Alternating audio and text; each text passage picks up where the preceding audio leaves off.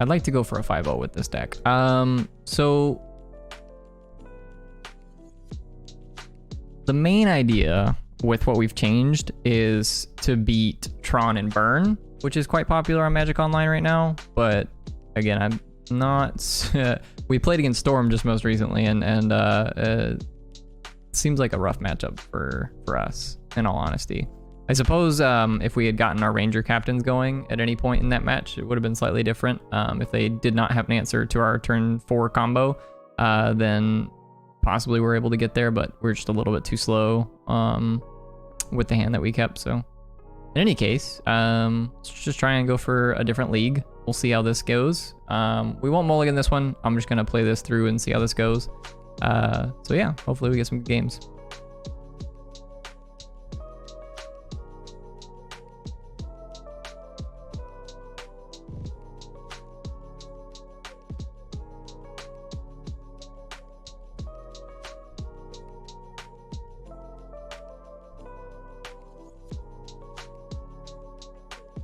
That player that was playing Song of Creation Storm was 0-2. Hang on 1 second, guys. I'm gonna grab my food.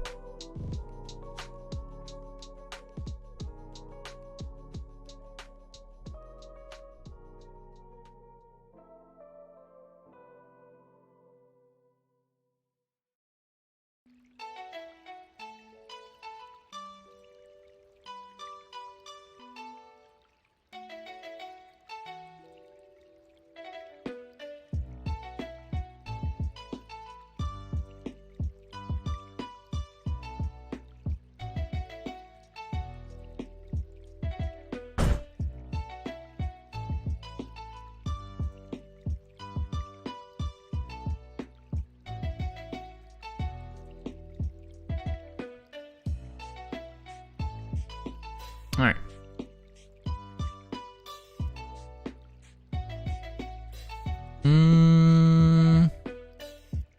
Don't think that one's keepable. 2 colorless lands and nothing but colored spells, that kind of thing. Don't think that one's quite getting there. This one, however, this one's a little closer.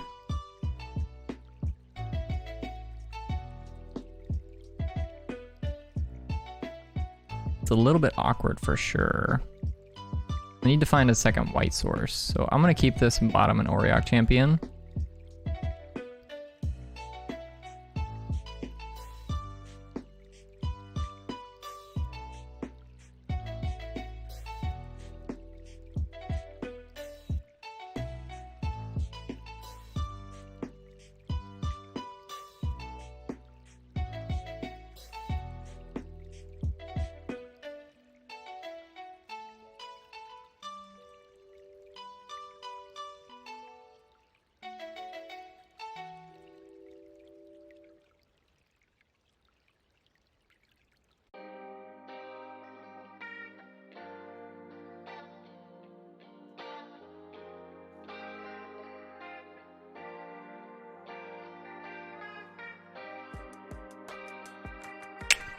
That's unfortunate. I honestly kind of wonder if I'm even supposed to play out the Saga at this point. So if we miss our 3rd land drop again, it's like really bad for us. The Saga fetches Cookbook, which technically starts the turn, like it starts the wheels, if you will. I mean, it lets us get Asmora down, and obviously if we hit our 3rd land drop on time, then could still be fine. I went to a 21st land in this deck, and I'm honestly debating going to a 22nd. Spellbomb's a tad bit annoying. Okay, well, a second Saga being the 3rd land is not ideal, but I will take it. I'm gonna make a couple constructs.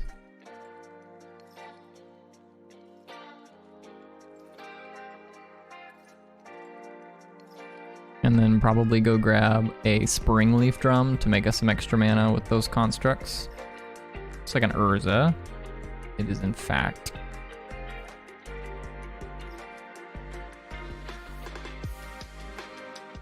And we do have the bone shards for that.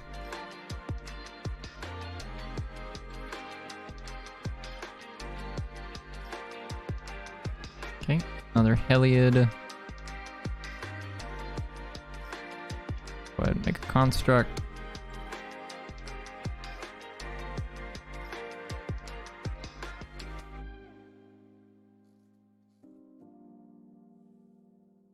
Yeah, let's grab drum.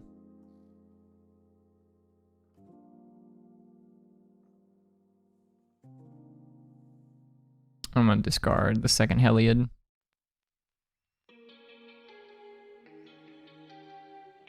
No attack here because their construct is slightly larger than mine for obvious reasons. Kind of want to discard the Heliod there because we are playing a couple copies of Unearth in this deck, so we could unearth the Heliod.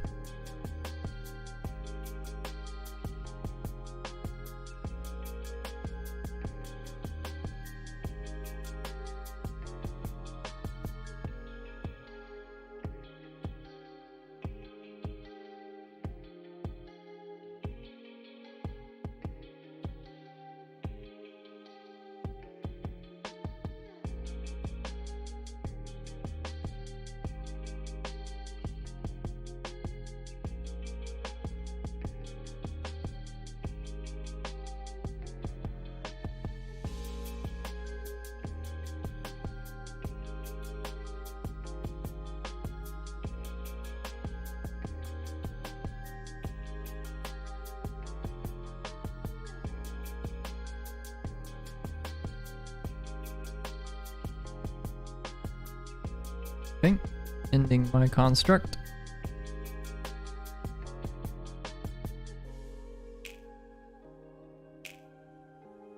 I am going to use the drum to go ahead and make another construct if they give me the opportunity to do so. No land again.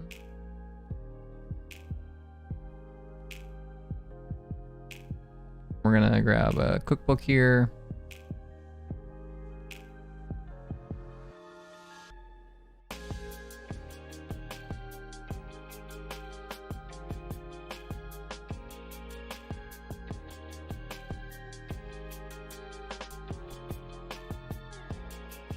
Okay, Witching Well, drawing them 2 cards, pretty good there.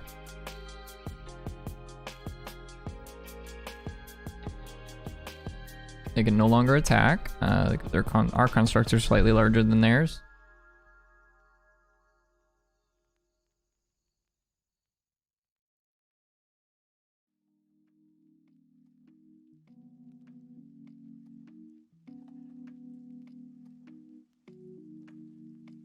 And I think actually in this spot, I'm going to, maybe I'm supposed to force them on the spell bomb. Yeah. No. Hard to say. I don't know. I'm just gonna untap. Unearth. Okay. Well, that forces the spell bomb.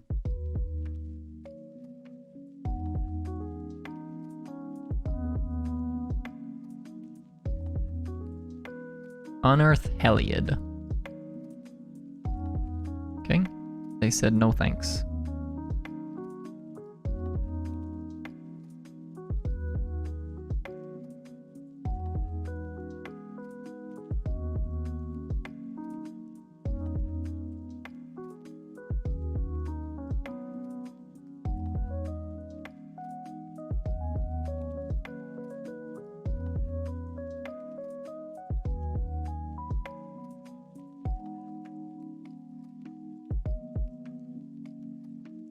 We'll grab a cookbook.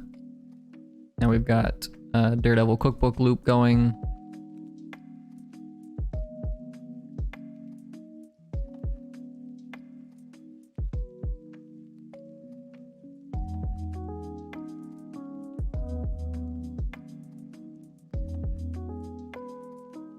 Is a whir of invention?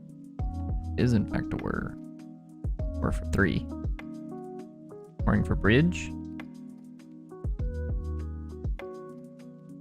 Bridge, okay, interesting. I did not suspect that my opponent's deck was a bridge deck, but they are in fact.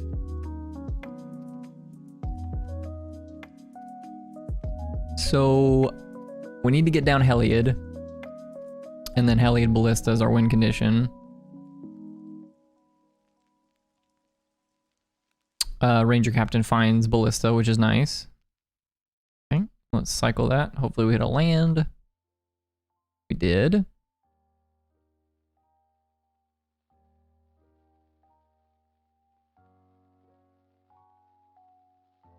Let's start here.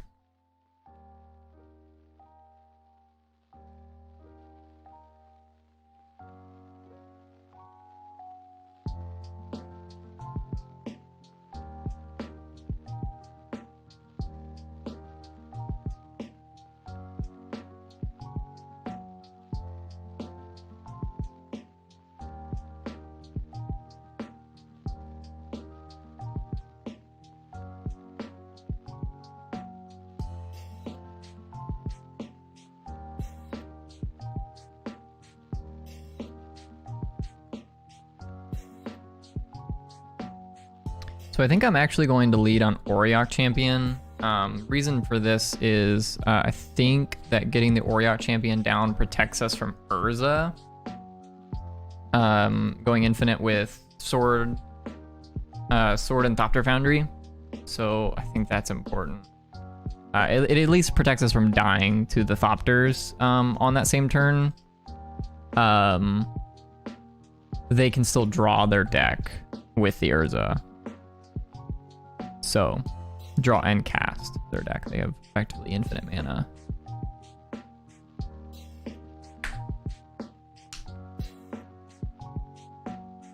Okay. So, let's Mora down.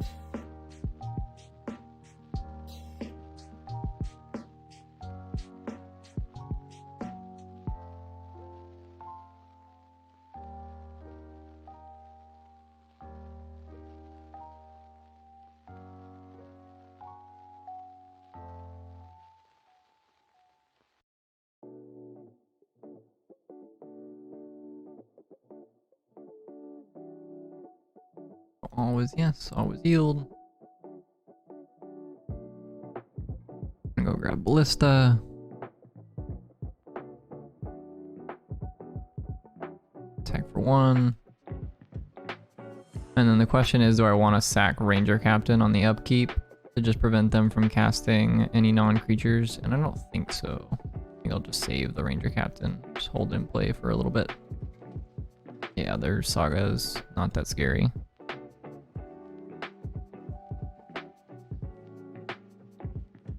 Let's make a couple more food.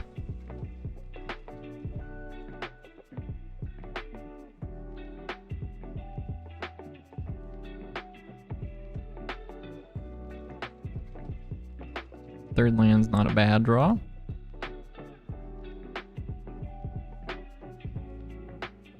Let's play Heliod. Ballista next turn is in fact lethal.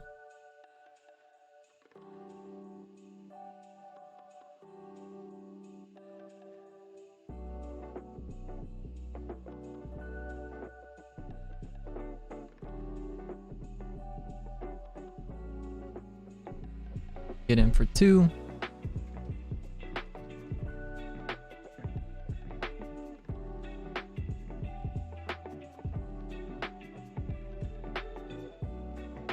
Okay, Saga goes up to 2. And then this next turn, we can sacrifice Ranger Captain to ensure that they can't interact, and then go for the kill with Ballista.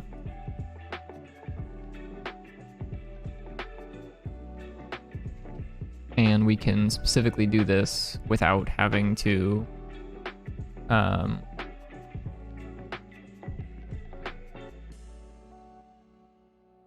that's fine. I don't think that really changes anything. Just gonna put a counter on Heliod. Doesn't really make any difference. But we can do this without and give the Ballista lifelink because we have the Auriok Champion in play. Gains us 1 life, and then we get to put an additional +1/+1 counter on the Walking Ballista, give it lifelink, and then kill them.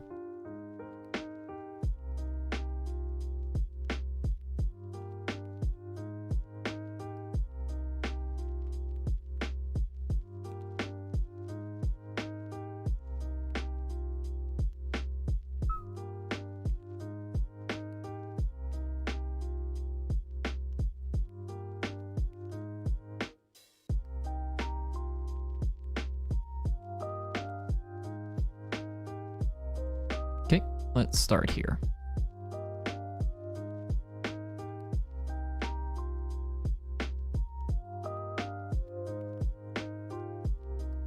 Cast Ballista.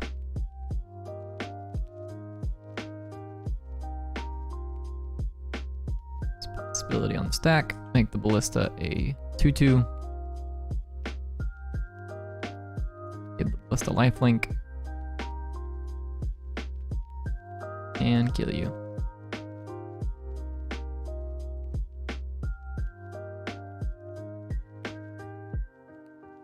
Okay, so what do we want for artifact mirror? Probably want prismatic endings. Kaya Orzhov Usurper seems pretty solid as well. I don't think Kaya's Guile is all that great. It's probably okay though, like exile your graveyard, sacrifice your creature kind of thing. Tithing Needle's probably not too bad. Now Spellbomb's not too bad.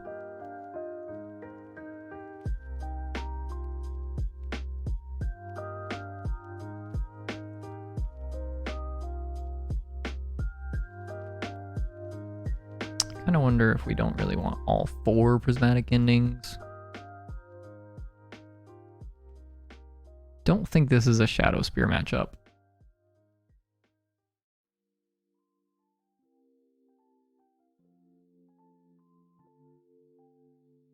Not so sure that this is an Unearth matchup either. They may have some more graveyard hate, close board, more spellbomb, more Nile spellbombs, that kind of thing. Unearth's pretty bad against Nile spellbomb. So I definitely think we want the Kaya. We can trim a Heliod. Cut the Auriok Champions as well. Definitely think that we want... Let's go in on the prismatic endings.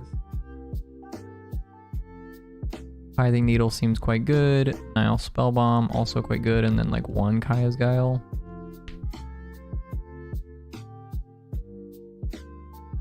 Yeah, I don't hate this.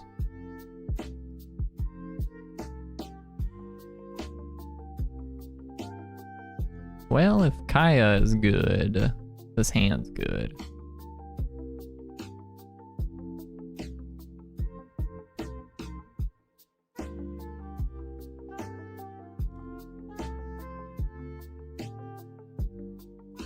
I'm gonna keep this. If we find any discard outlet, a bone shards, a cookbook, anything like that, we get to start Daredevil looping. Get an Asmora down. Leading on Saga is interesting. They're valuing the tutor more than the constructs. Is generally what that means.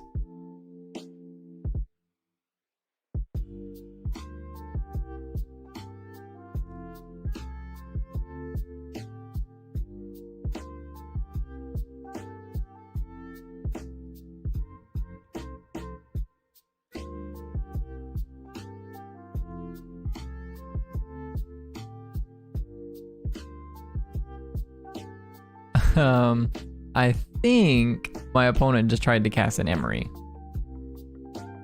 And then just didn't realize that they have to like declare costs and then go to cast Emery, but I could be wrong about that. It looked like they tried to cast Emery though. Yeah, we'll just play out Marsh Flats. I don't want to play out Saga just because it's not really any reason to just yet. It does get us let us find our cookbook, which is ideal, but I think that's okay. We'll just wait one more turn. Oof. Getting needled on our Marsh Flats here, more than likely. Got me.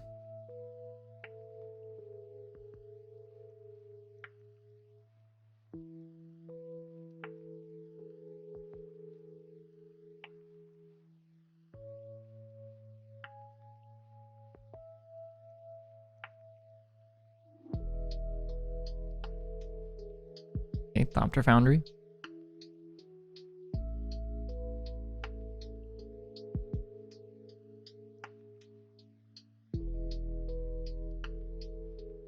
Okay, I like the Spellbomb. Spell bomb draw is pretty good.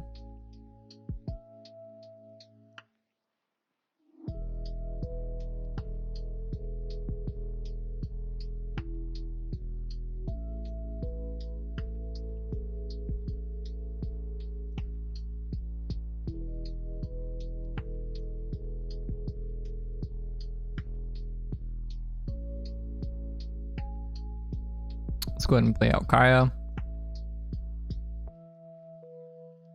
And I think here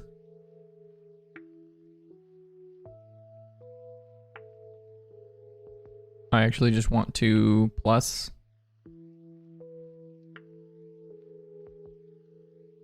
Because if I minus, they get to just sacrifice whatever I target to the Thopter Foundry.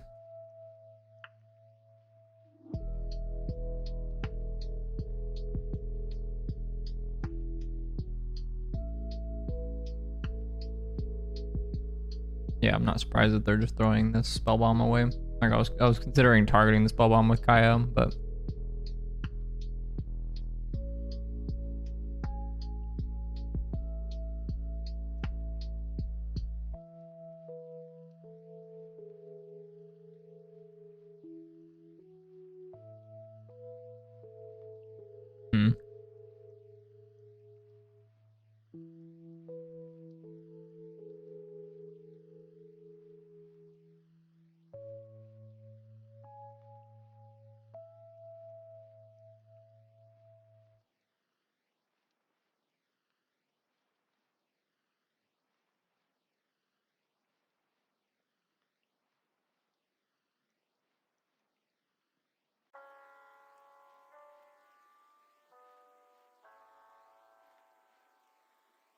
let's get the Python Needle out of here.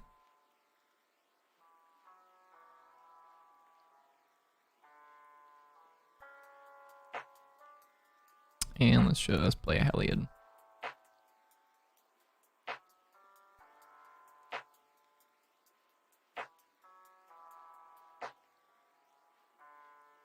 We can get a food in play.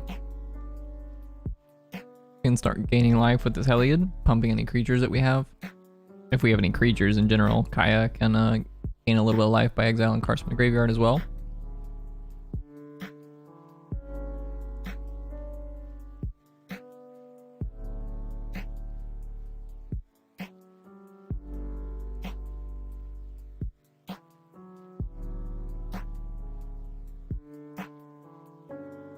That's a really good draw.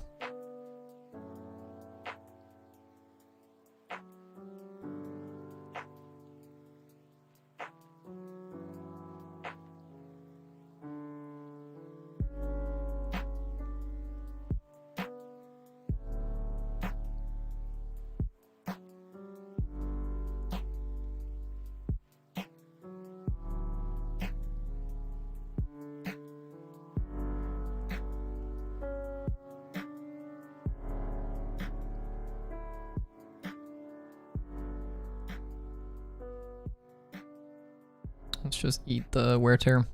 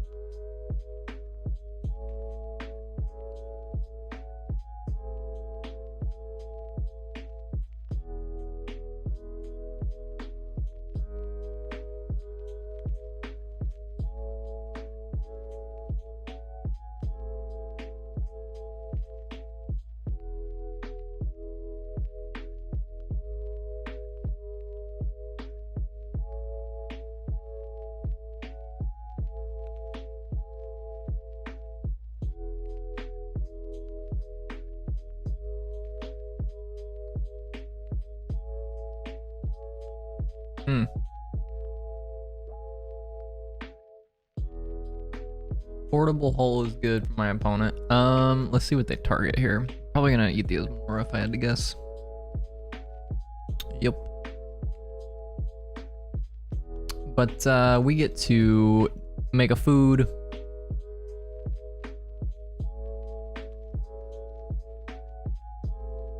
Throw those foods at the Thopter. And then Asmora is gone.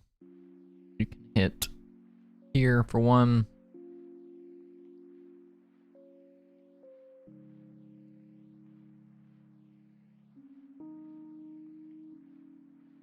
Okay, make another Thopter. Sword on it. But we get to trade the Kaya for the portable hole. Get our Asmora back.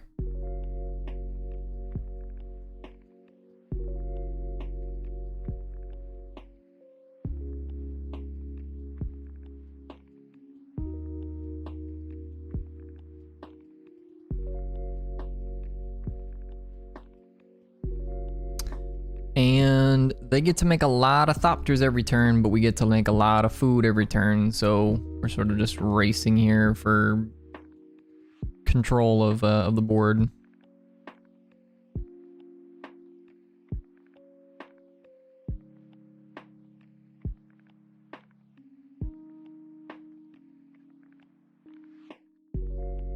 I think I'm gonna kill one Thopter, and then we're gonna send this Asmora in, but I'm gonna gain some food here on the end step, and put a +1/+1 counter on the Asmora.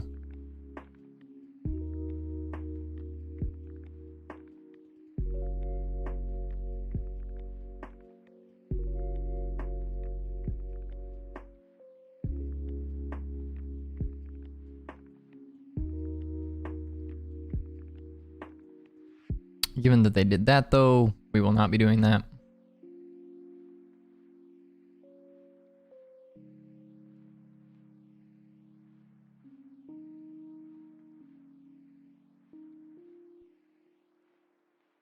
Now we get to make 4 food a turn because they gave me the Asmora back. Put the Asmora back in my hand.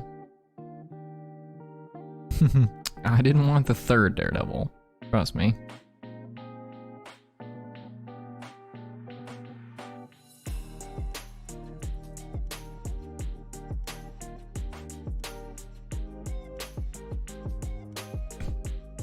And unfortunately, it's not Asmora dealing the damage. The creature deals damage to itself. So yeah, there's no way to like make Asmora gain a bunch of life by sacking foods unless you targeted Asmora. Like I can give Asmora lifelink and then just throw a bunch of food at her, and I can just gain a whole bunch of life that way. That's kind of cute. I can do that with a Daredevil. That's kind of neato. I wonder if that's like better than just trying to outkill their Thopters. Because right now we can kill 2 Thopters a turn, but they're making 5 a turn. So we're not winning. We are gaining enough life with the Heliod in the mix, but definitely a little bit awkward. So I think this turn we're gonna make. I'm gonna crack 2 food, make this a 5/5, and then go to combat next turn with the Asmora and try and get in that way. But the construct they make here is gonna be huge, and definitely a problem.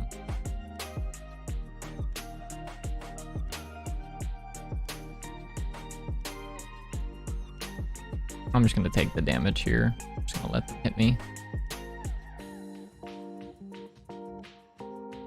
We're both just trying to go over the top of one another. We'll have to see who comes out on top.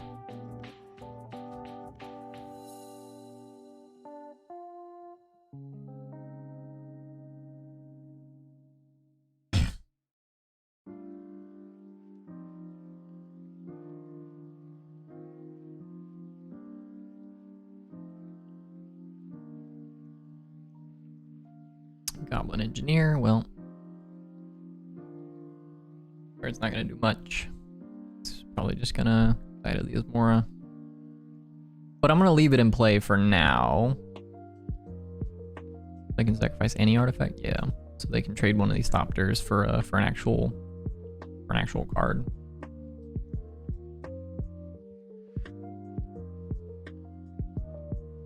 Portable hull, okay. You got it. All right, let's make some food. I'm going to always yield to this. I know it doesn't keep the always yes part, but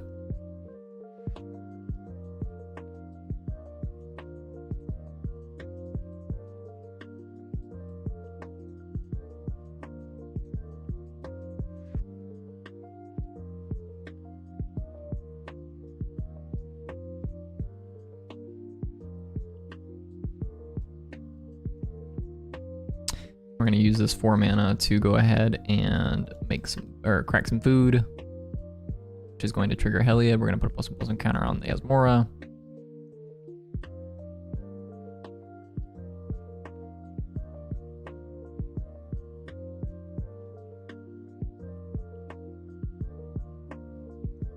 And we have a 5/5. And we get to make 4 food. We're probably gonna have to throw all 4 at the construct that they make.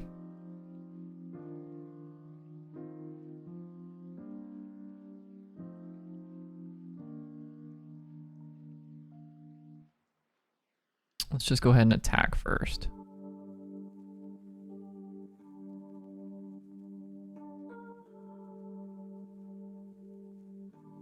Okay, you made a construct, that's an 8/8.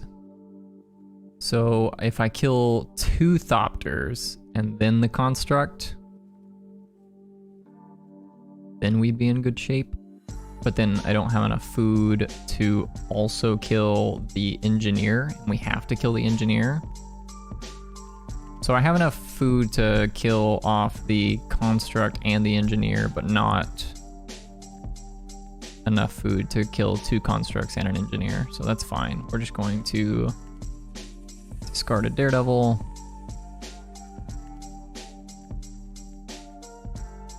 Yes. Discard a Daredevil.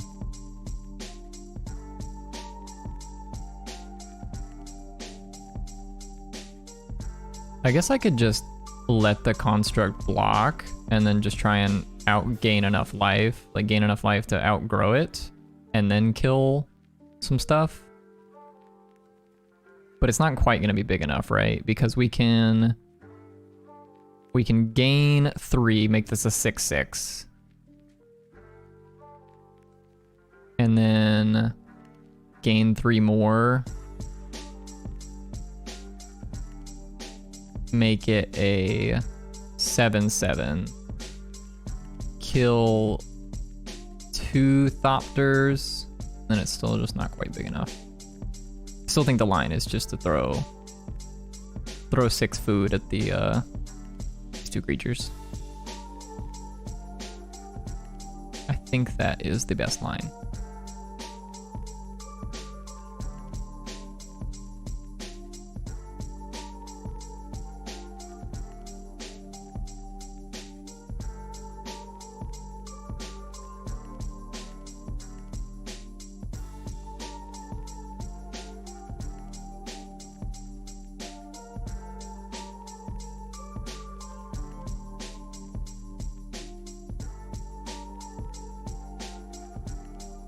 And I think I will go ahead and crack this last food just to gain 3 life and put another +1/+1 counter, so this gains us 6 extra life.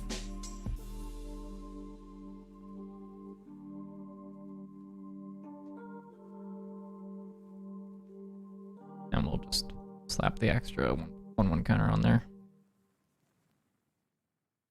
Go ahead and silent clearing. Okay, just found another land. Not a big deal.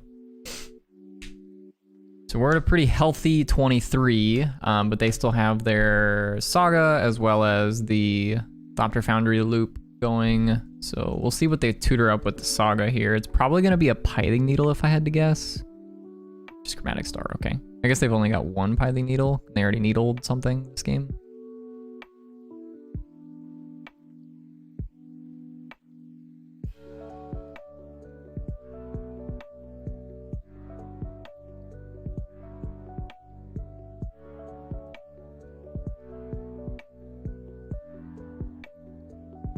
Well, that's bad for us.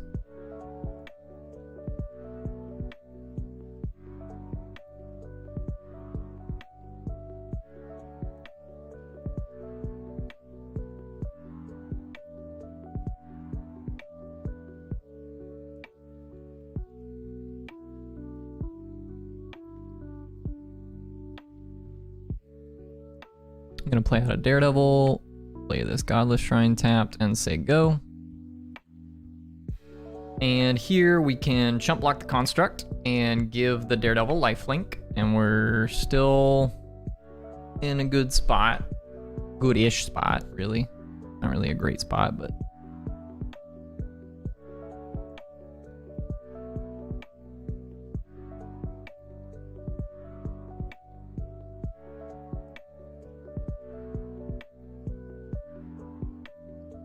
this guy lifelink.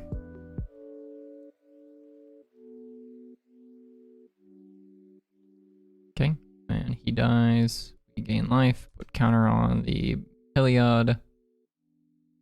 We're gonna make some foods.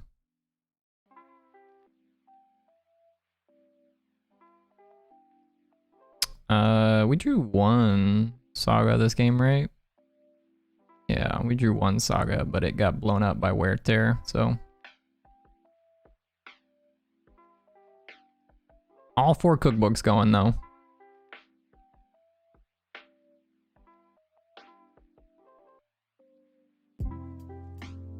Did we board out the Ballista combo? We did not board out Ballista, so Ballista here is also lethal.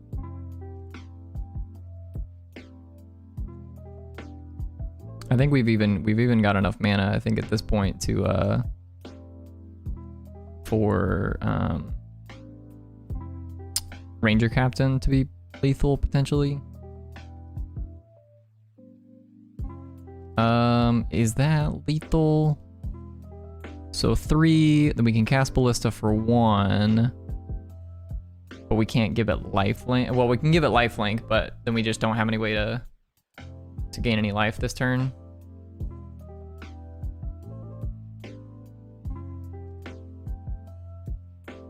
So we just cast Ranger Captain.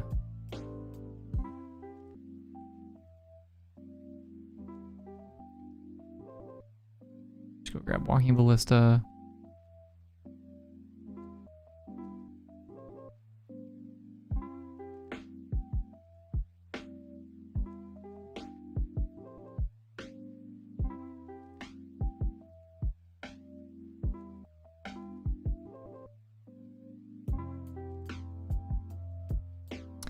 And I think here we actually have to chump block the Construct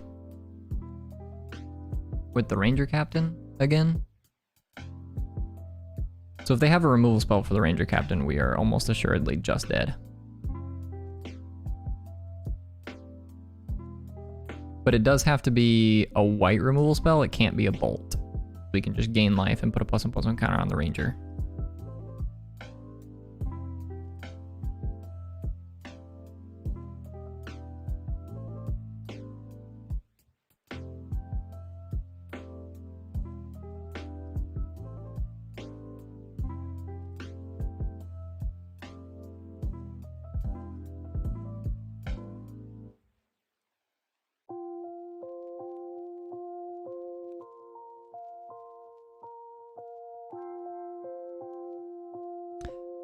I don't believe there was any way for me to kill my opponent there, but if anybody saw a line that I didn't, you know, by all means, let me know. Because I think in order to kill your opponent with Ballista, you need 6 mana in total. And we only had 5 after casting the Ranger.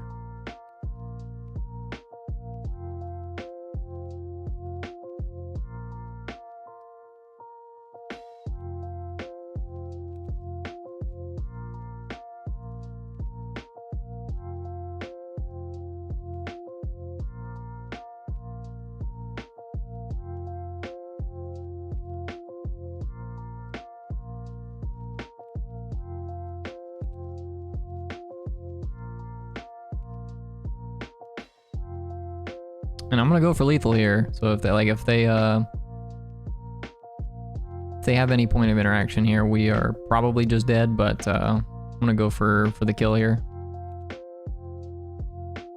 Doesn't really matter that I make a bunch of food here, but we'll go for it.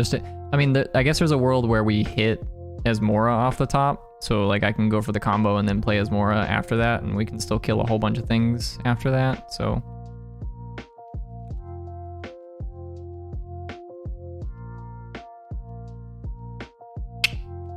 Yeah, exactly, that one.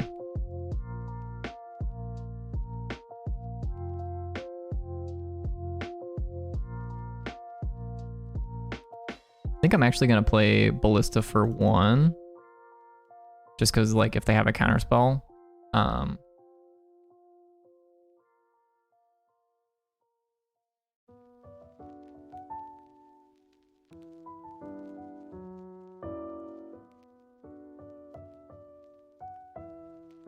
Okay, give the Ballista lifelink.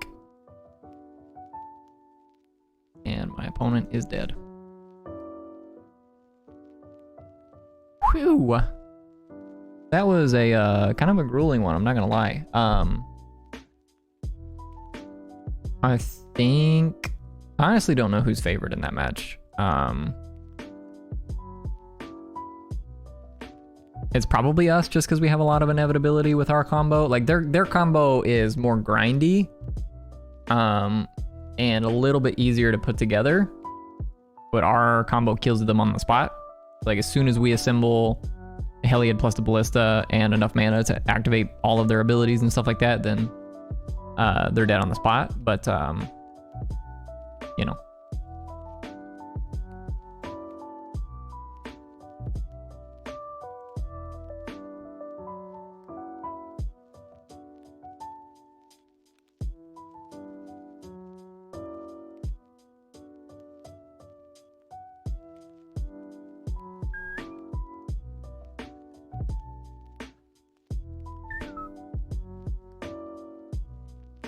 It is a little bit harder to actually trigger the Heliod in this deck than it is in Green-White Heliod. Obviously, Green-White Heliod's a much better Heliod deck.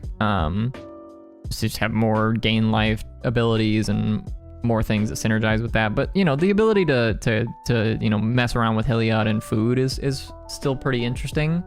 Not quite as good as the Green-White Heliod combos are, I would say, in general, but still something that I think is worth messing around with. This hand has a turn 1 Asmora, so I'm going to keep it.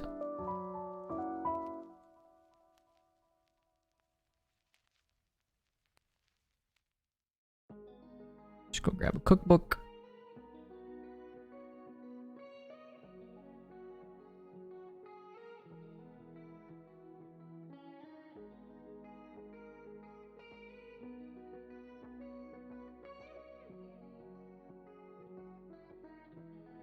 Play out the saga, and we're gonna go cookbook. No Daredevil, unfortunately, so can't get that loop going yet. I don't think we're gonna activate these cookbooks just yet. Possible I was supposed to hold one in hand, just discard one to the other, but we'll see how our opponent's turn goes. Is this burn? This looks like burn.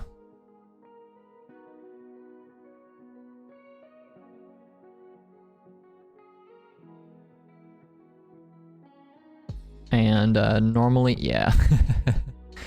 Normally, I would say that you know, a start where we started on 2 copies of Street Wraith and we have 2 Pain Lands in our hand, we're probably not gonna beat the burn player. But in all honesty, probably just doesn't matter.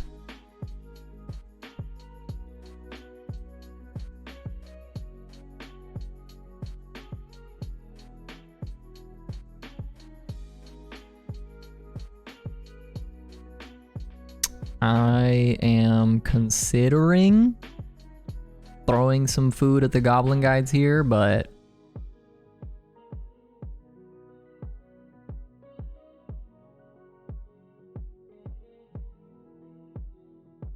yeah, let's go ahead and do that. We'll ditch I guess Ranger and Silent Clearing. And we'll go ahead and kill off one of the goblins.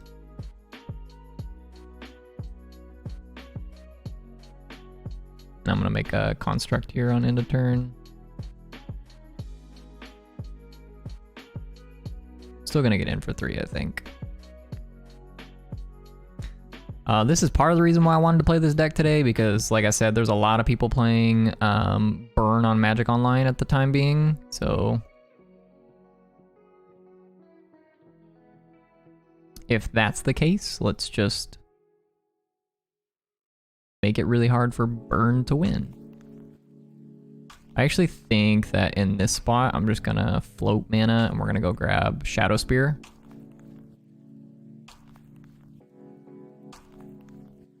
Let's just equip to the construct.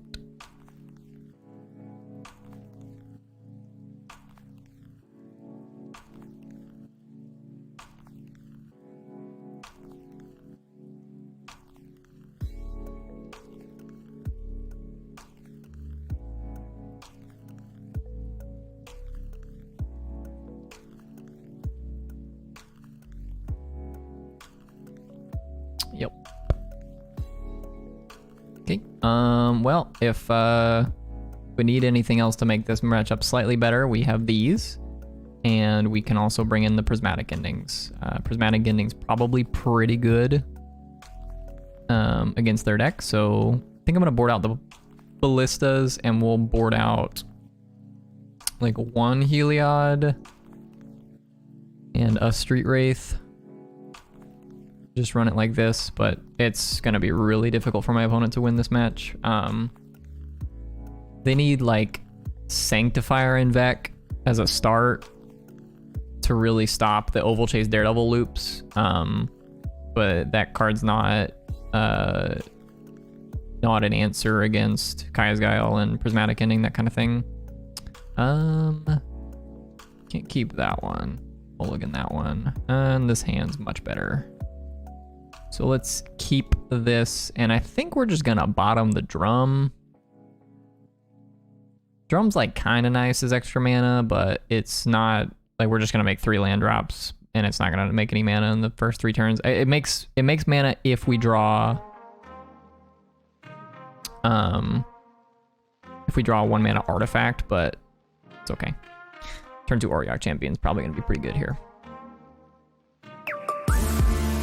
Wowie Zoom, appreciate the follow. Thanks for tuning in. Hope you're having a good, what is it, Thursday evening, or morning, day, wherever you are in the world. Might be a little bit different from where you are.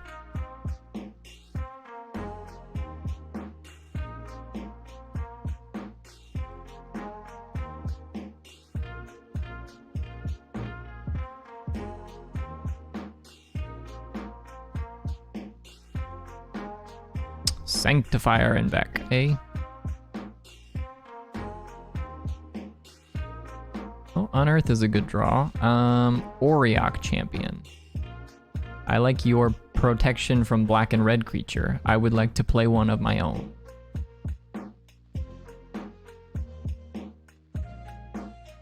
Okay, Swiss Spear. Yes, always yield.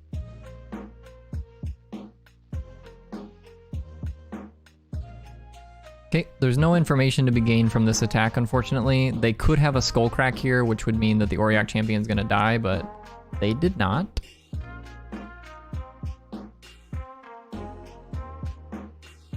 So here, I'm gonna play out Urza's Saga, and then we're gonna go ahead and play out Ranger Captain. We're gonna go grab a copy of Asmo-Heliod.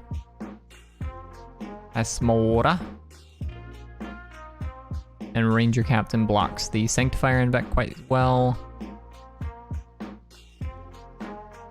This is kind of the problem with Burn against this deck in particular, is just that like their best sideboard cards like Sanctifier and Vec and Rest in Peace just don't beat the Heliod half of the deck. So the fact that we kept a hand with a bunch of Heliod pieces and not a bunch of Asmora pieces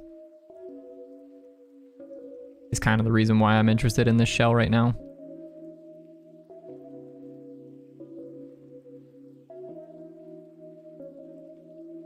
Be interesting to see if they attack. We're gonna Helix the Ranger Captain. Okay, Helixing the Ranger Captain. I'm not gonna let you gain any life.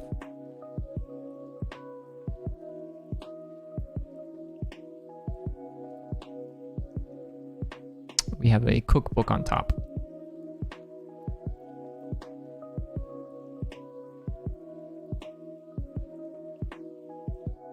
Okay, okay.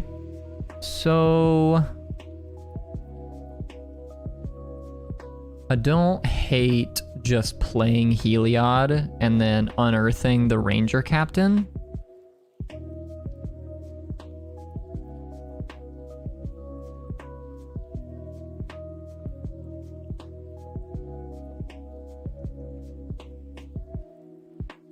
Can also just make some Saga tokens.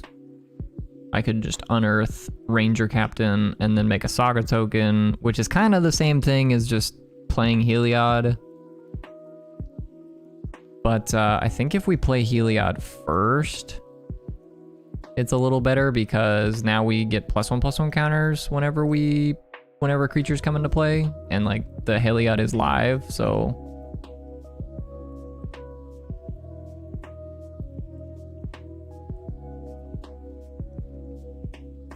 It seems like it's going to be relatively difficult for my opponent to beat this one.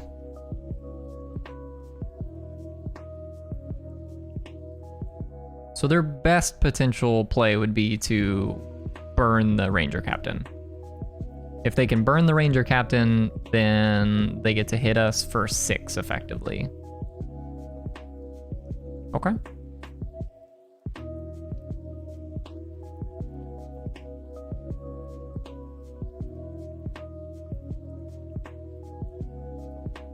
Gonna eat the Goblin Guide in combat.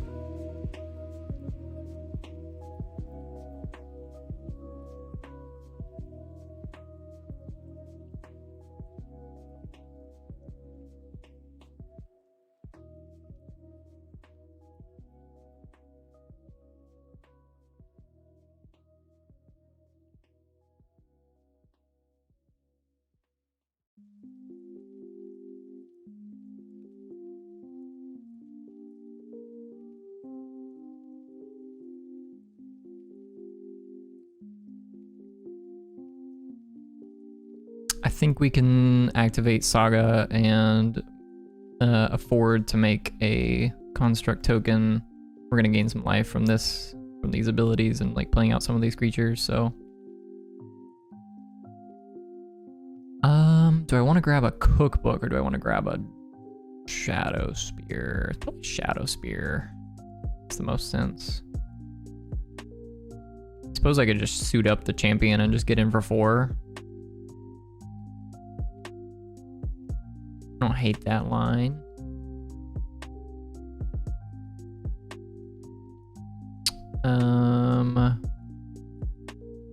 Probably gains me the most life this turn.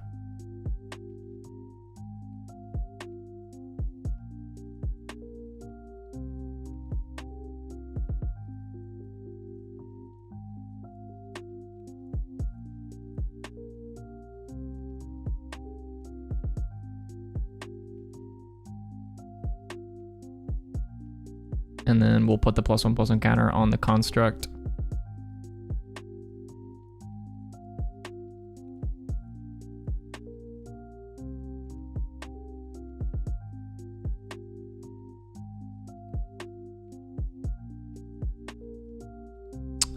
Again, their best line. I mean, like they could technically kill us from here. Like they could have Bolt for the construct and then Boros Charm for us. That would be lethal. And I would be highly surprised if they were able to kill us through as much as we've had this game. So we'll see if my opponent can do it.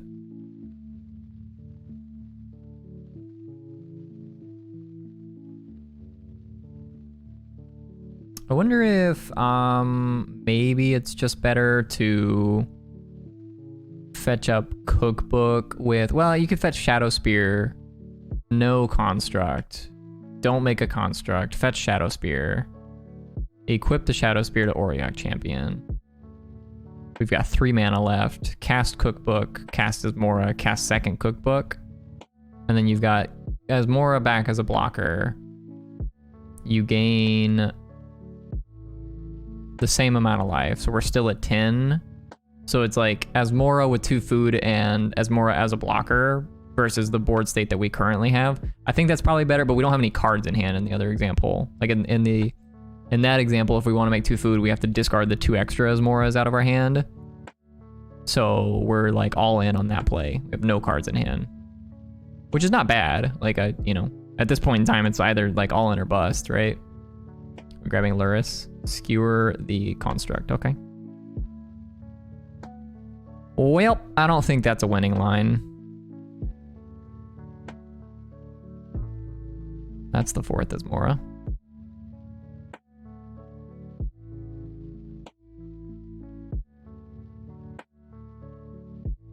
Gonna discard an Asmora, play an Asmora. Gain 1 life. And I'm gonna go ahead and put that counter on the Auriok champion.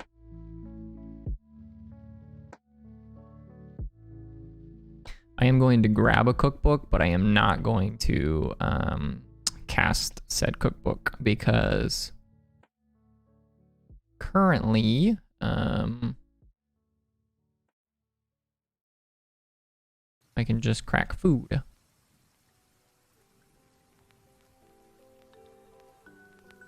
Gain 3 more life.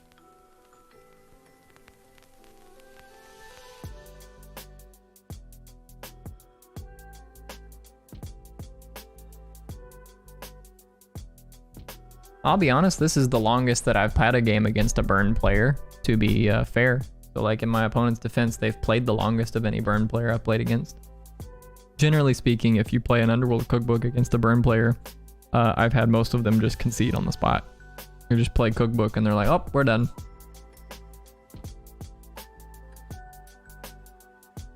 And it's been a much closer game than I had anticipated. I like, again, because most of my opponents that have played burn have conceded so early in the matches, I honestly didn't know how this matchup played out in its entirety.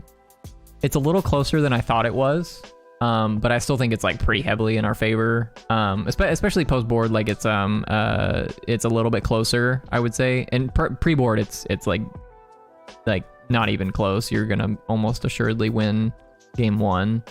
Game 2, however, is a lot closer with the addition of Sanctifier and Vec and other creatures like that. Let's make the Asmora 5/5. Why not?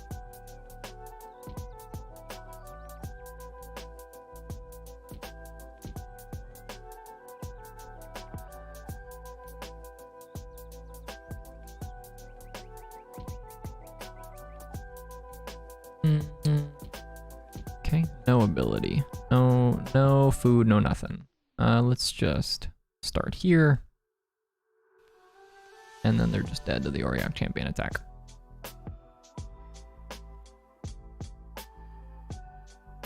Okay. 2040 right now. Cool little start.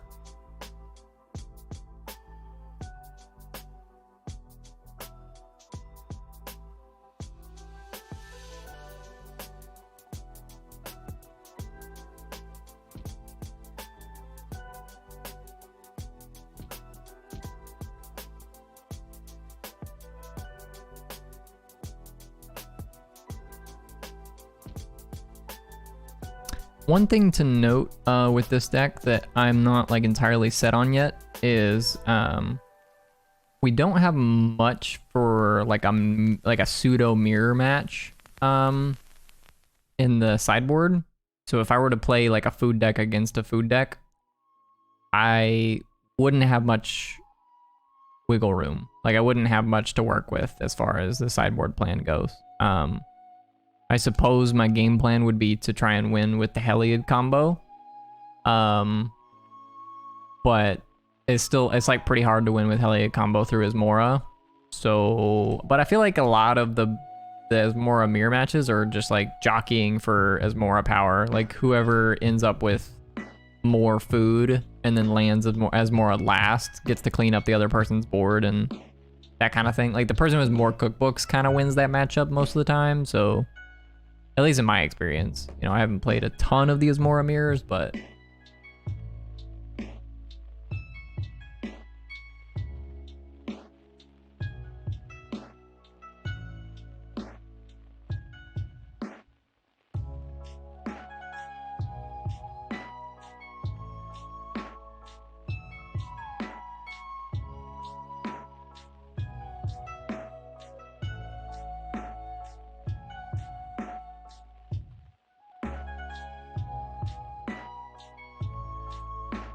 I'm like almost tempted because it's got a Thought Seize and it has the Daredevil loop with a Bone Shards. I'm gonna keep this since we're on the draw, but this could be a tad bit greedy. Oh, that's a good draw. I guess I should probably just lead on that, honestly, because I think I'm gonna grab a Godless Shrine here. A Stifle? No Stifle. A Thought Seize. User. Well, I think Force of Negation is the only card that I really care about. Force of Negation is going to be able to just like technically exile a cookbook, which is just annoying. And oh, well, that's just kind of like the best draw, isn't it?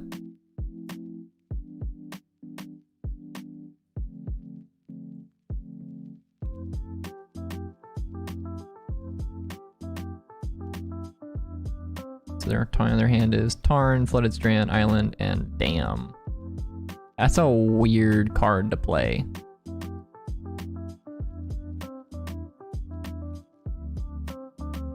I'm actually confused now. Are they playing black? If they're not playing black, that's just wrong. There's no way that playing Dam is more correct than playing just Wrath of God.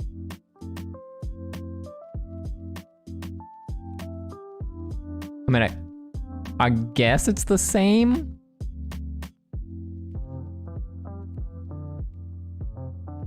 As Wrath of God, but like Supreme Verdict gotta be better than that, right?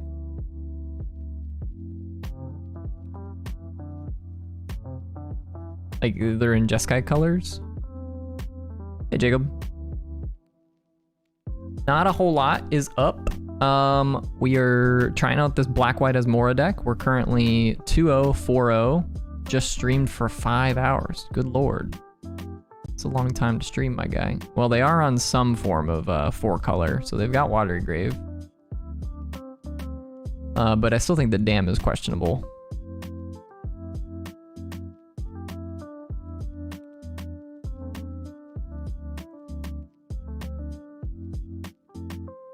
I'm gonna discard this Daredevil, get that going.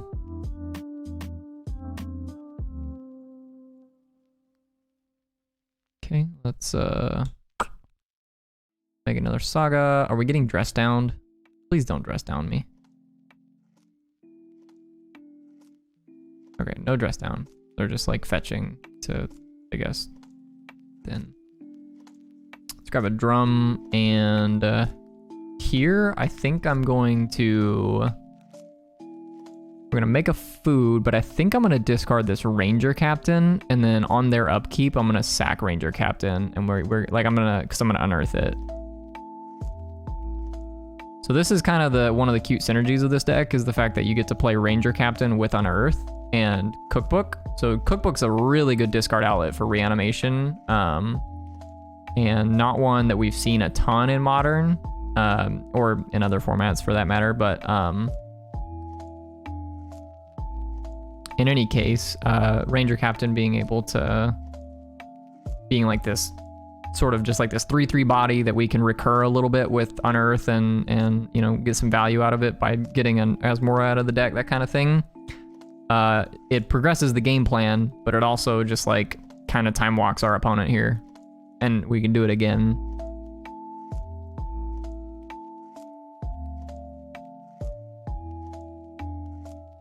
I guess let's Thoughtseize to begin the turn. See what's going on.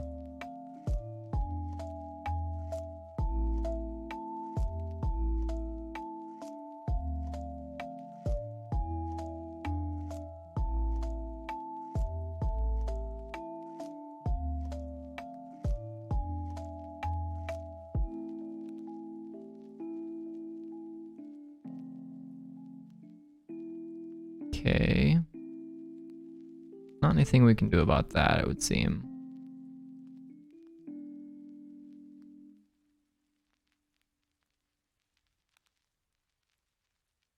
Okay, I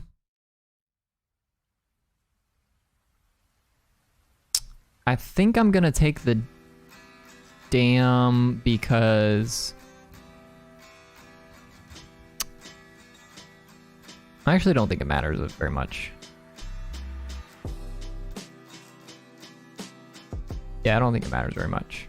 But we'll take the Teferi. I don't think it actually makes too much of a difference.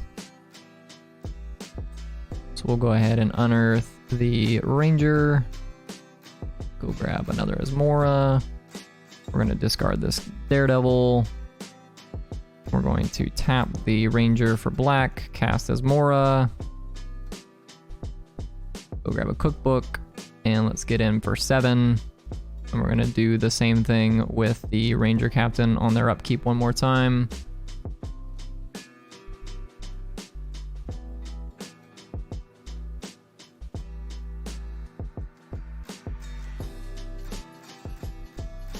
All right. Now if they have an instant speed removal spell, if they have a Kaya's Guile or whatever, then we get to sacrifice the Asmora.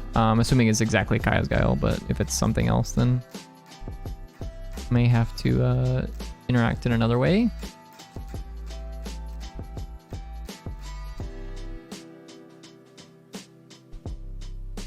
They draw.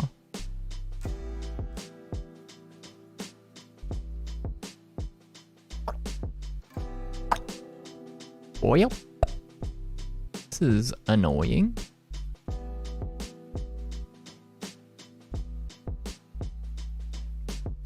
Go ahead and discard the Daredevil to the construct, or a Daredevil to the cookbook. I'm gonna let this resolve, and then we're going to eat the Solitude. And unfortunately, the creature deals damage to itself, so my opponent does actually gain a bit of life from that ability. Just go double cookbook and say go. My opponent is likely to damn the Asmora away this turn. Yep, got it. We'll go ahead and make a couple food. And I would like to draw another copy of Urza Saga if possible.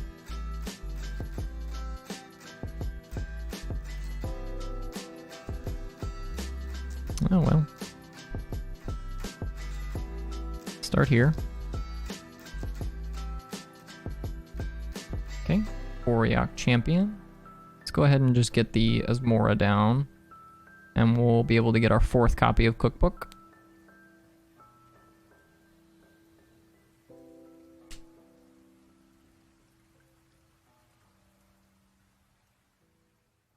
Do a counterspell. Do a Cryptic Command.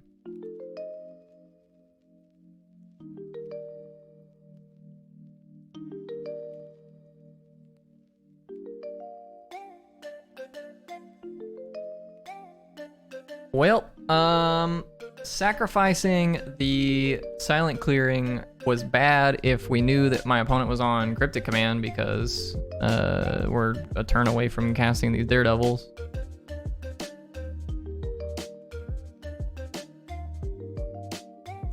But if we get to untap with this Auriok Champion, we get to cast it, technically. Or we get to cast these Daredevils, rather. They are going to get to scry.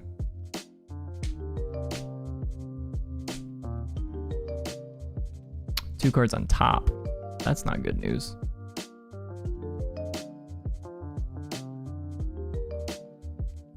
Okay, 5 mana Teft's not that big of a deal. We do have a Bone Shards for it, so as long as it doesn't get countered, should be in good shape. Let's go ahead and Daredevil loop a little bit.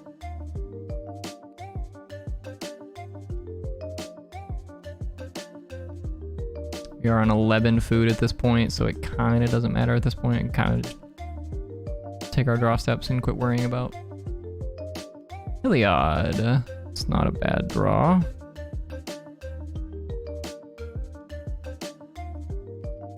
Discard a card. Kill your Teferi.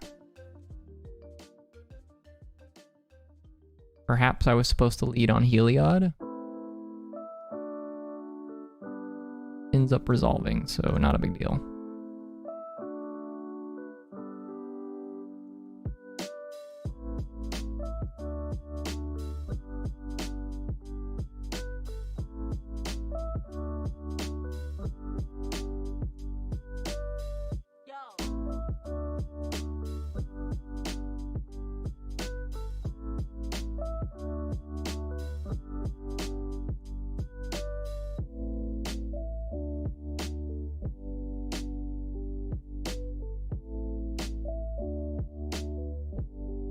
Okay, the brainstorm is not an unreasonable play, but it does mean we have the opportunity to kill Jace if we draw an untapped land, because I can gain some life with the food.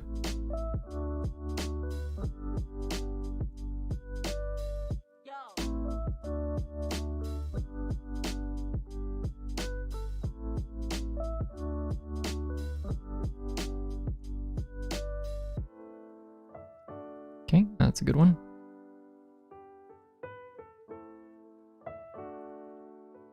Attack Jace.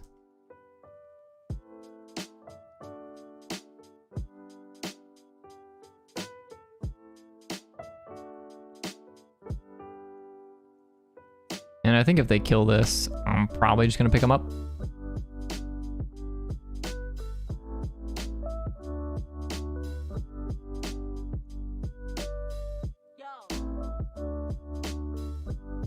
Okay. Got some more game to play. And we have enough mana now to start casting Daredevils. Scry in their upkeep.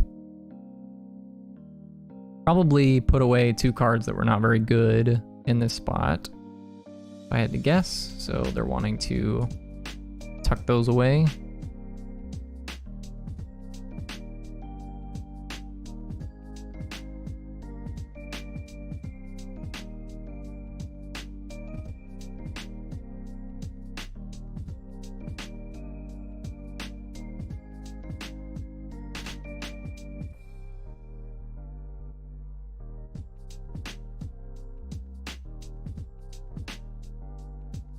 Just cast Daredevil.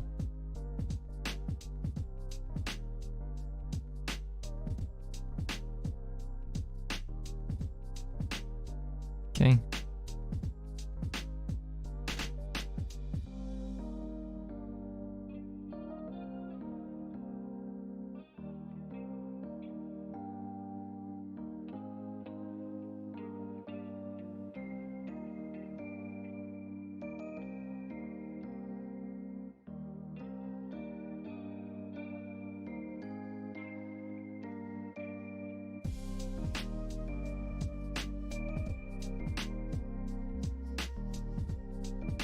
Okay, upkeep Scry again. 1 on bottom, 1 on top.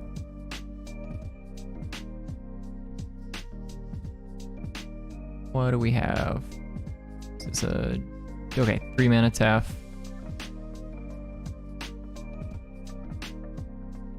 And funnily enough, 3 mana Tef means that they're... Well, it's not guaranteed, but we're gonna go for the kill here. I'm going to just play out 2 Auriok champions and hit them with the Heliod. I should probably stop worrying about all these foods. I'm going to stop worrying about all these foods. Okay, Cycle Street Wraith, we'll start there. Ranger Captain. Auriok. Auriok.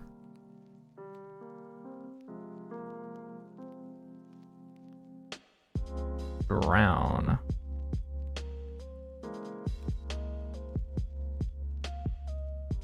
Okay, well, Ranger Captain effectively does the same thing next turn anyways, so... And we get to gain some life with a food if we want. Pump the Auriok a little bit.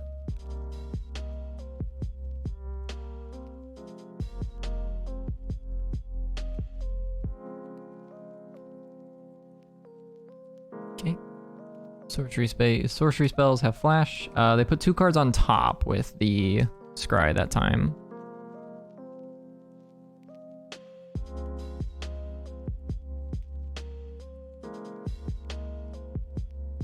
Okay, Unearth's like more than likely just like one of our best draws, so I'm gonna Ranger Captain, see what they do here. Okay, counter draw, Unearth, Ranger Captain.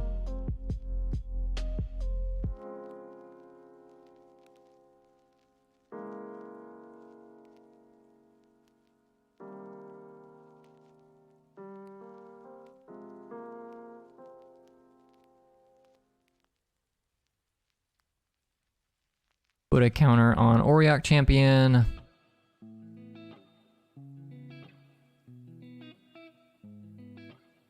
We're gonna go grab an Asmora. I'm gonna activate the cookbook.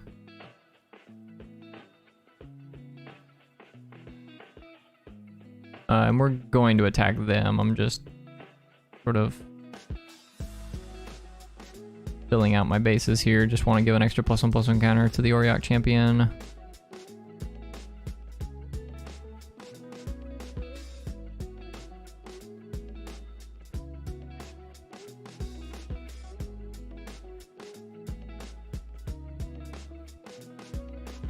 You.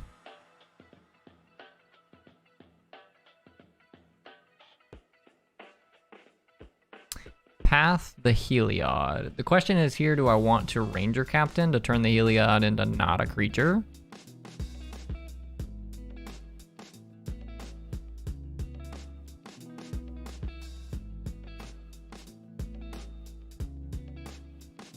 Or I could just go get a land.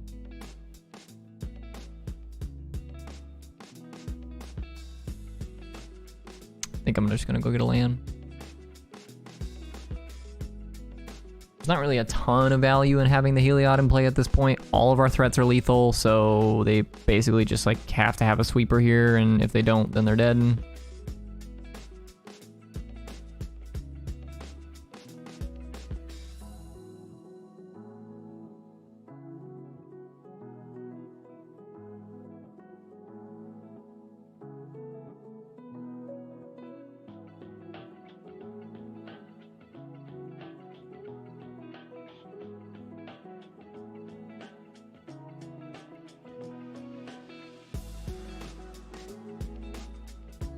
Stoneforge for Batterskull, but even that is not quite good enough because we can kill the Batterskull. It deals 6 to itself. They go to 8, and then we attack them for 9.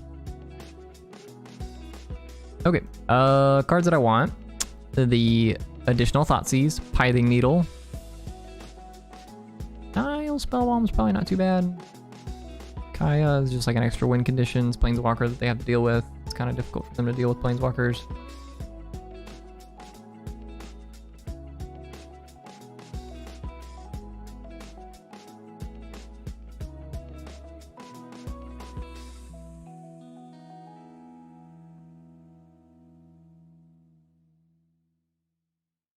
Does look like they may have a couple copies of Sanctifier Invec in the board, so we probably want a couple copies of Prismatic Ending to help deal with that.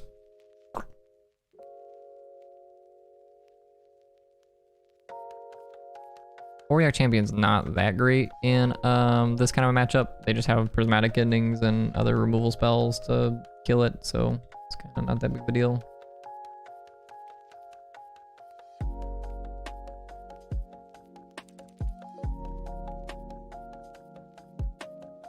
I do still like the Bone Shards because it seems like they're on like a somewhat dense creature build, so I kind of like that. Or I'm sorry, Planeswalker build rather. Don't think Shadow Spear is where we want to be. Then we can like trim a Heliod because they're never going to kill the first one, so we don't want to draw multiples. And then I actually don't even really know if Nile Spellbomb's all that great. Like they might have a couple Snapcaster Mages, but I don't even know if we saw one in that first game. But in any case, How have I been liking this deck? I think this deck has some legs. I don't know exactly how to build it just yet. I think I really like the Unearth loops with Ranger Captain. That's been the most appealing thing, like, that I haven't tried thus far, that I think is kind of interesting that, you know, people haven't messed around with. Truth be told, Ranger Captain of EOS is like the best part about this deck, right? Just, you know, that's the reason to be white. And it's obviously like the Heliod combo is kind of like just extra pieces. It makes your deck slightly more resilient to other things in the format, that kind of thing. Well, they force a negation to our Thoughtseize. That tells me that they're probably on turn 2 Sanctifier, if I had to guess. Wow, Castle Vantress, okay. Stoneforge Mystic. Like here, I could just go Bone Shards ditching this Ranger Captain, unearth the Ranger Captain, and then I would have like a 3/3 in play with an extra Asmo-Heliod in my hand. And that's like pretty powerful, but I think what I'm gonna do instead is I'm actually gonna start on Thoughtseize. And then we're going to take whatever card they were wanting to protect last turn, which may have been the Stoneforge Mystic in all honesty. They have Counterspell and Solitude and Cauldra. At that point, do I even care about the Cauldra? Like, I could just take Cauldra and then, like, we're done here, right? I could take Counterspell and then Bone Shards the Stoneforge, ditching Ranger Captain. Next turn, we get to unearth Ranger Captain.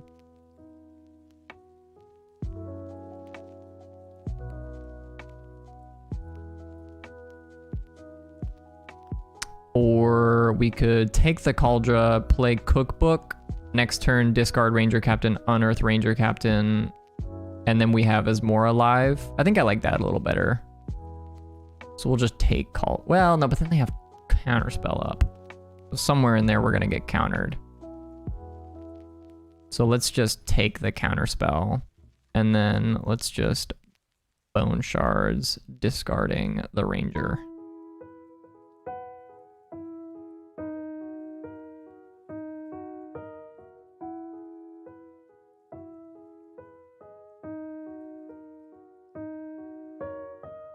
Oof.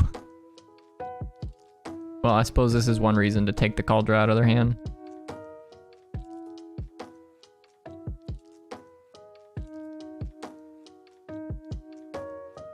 And to be clear, we did take out the one answer that we have to Cauldra, which was the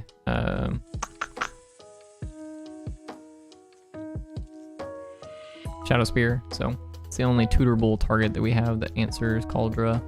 So unfortunately, this Stoneforge Mystic is probably just gonna kill us, unfortunately. So we can unearth Ranger Captain, go grab an Asmo-Heliod, play Cookbook, discard Ballista. We can't cast Asmo-Heliod because we spent our 2 mana. So feels pretty dead, I think. We don't have enough to make like 2 food and get Asmo-Heliod into play this turn, unfortunately.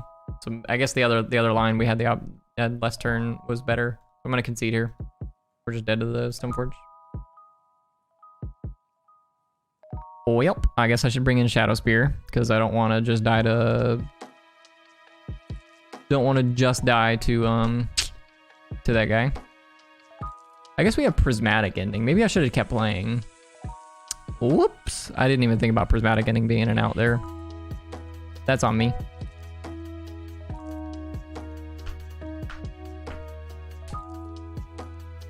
But this way they saw less of our deck, so.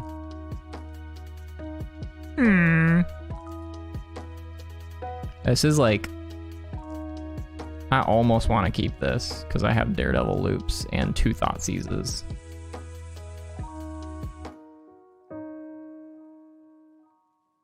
This hand's fine.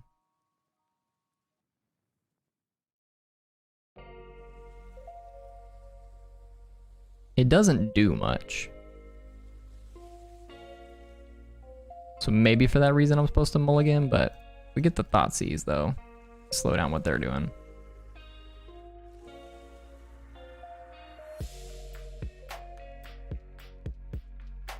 Well, it's gonna be pretty difficult to beat this hand off the back of what we're doing.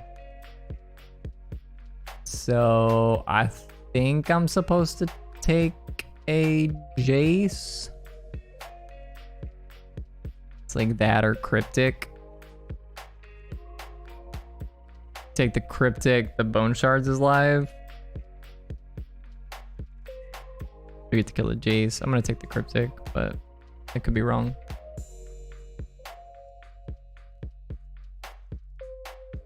All right, my draws need to be like absurd, and that's not absurd. That needed to be an Urza Saga instead of a Marsh Flats.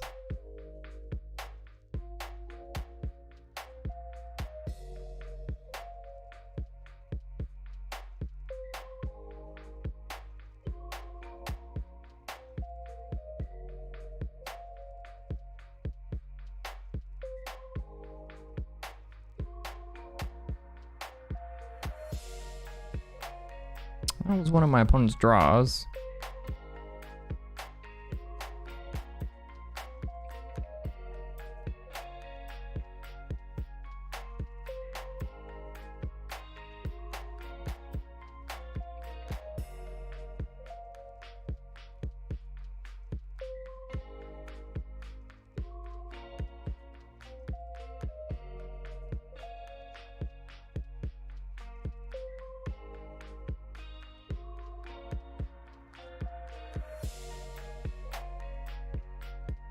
Go grab a Godless Shrine here.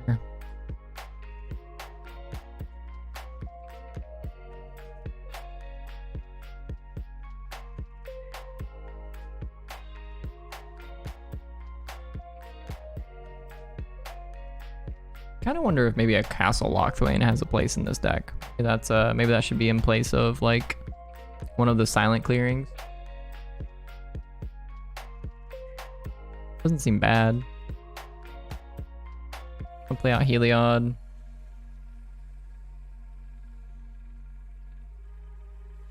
Okay, that just resolved.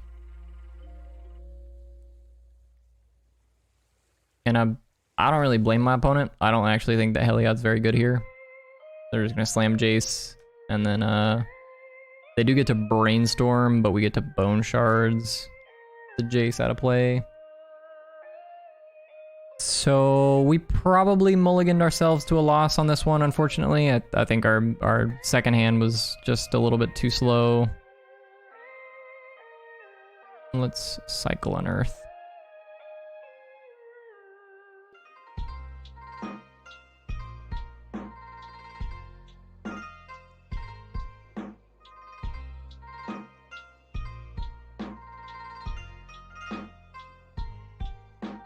Could still find like Oval Chase Daredevil here, and we'd have some value going. Saga's probably our best draw, so let's do that. Discard a card. Okay, so we got Saga. That's the game plan.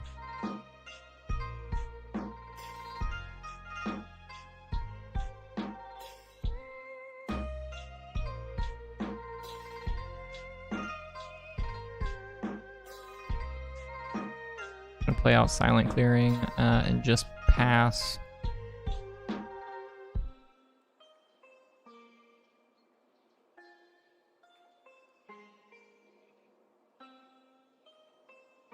They're gonna castle. So we still know that they have two Snapcaster Mages. More than likely. I guess they did Jace Brainstorm, but they could be back in the library.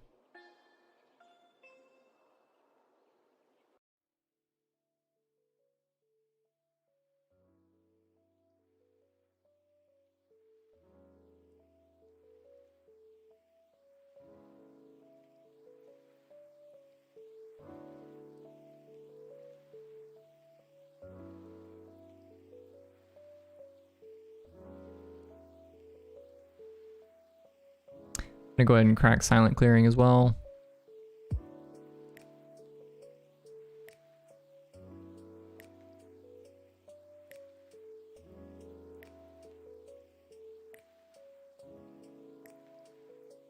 Okay, second Saga.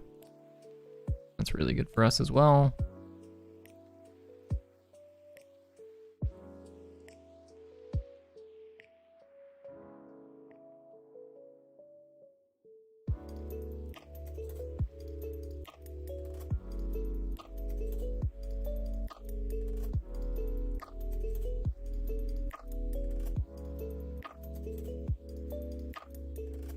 Do I want to grab...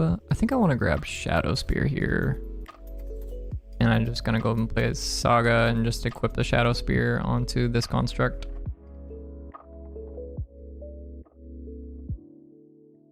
And mostly just want to put Shadow Spear in play just because of the inclusion of Cauldra in their deck. They're gonna more than likely go bounce, draw on that construct.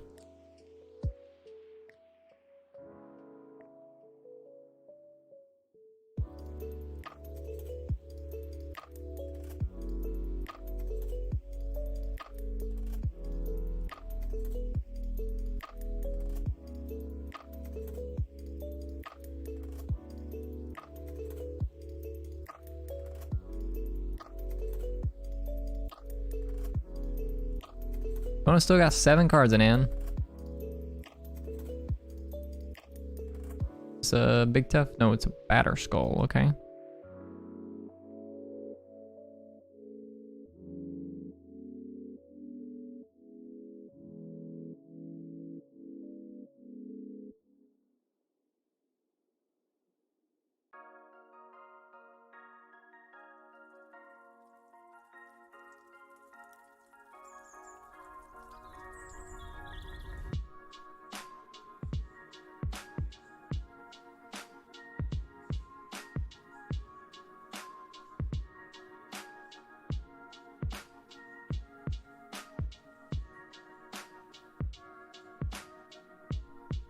Feels like it could be a Drown in the Lock.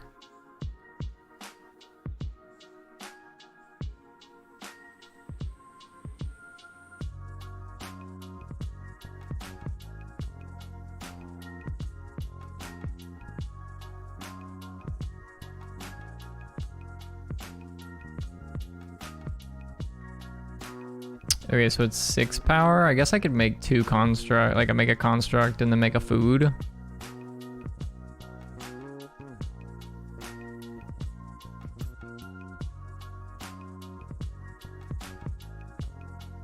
Okay, they're just killing it.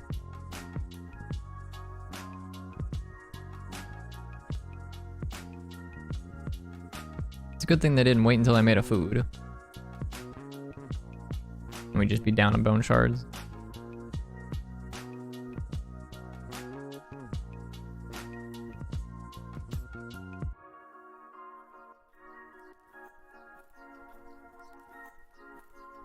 Okay, we're gonna take 6, we're going to 10.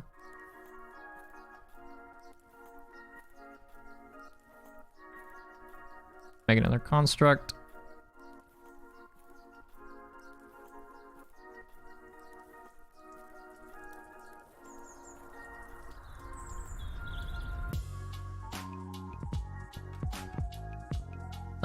Yeah, let's grab Drum. I don't think it's a big deal. Just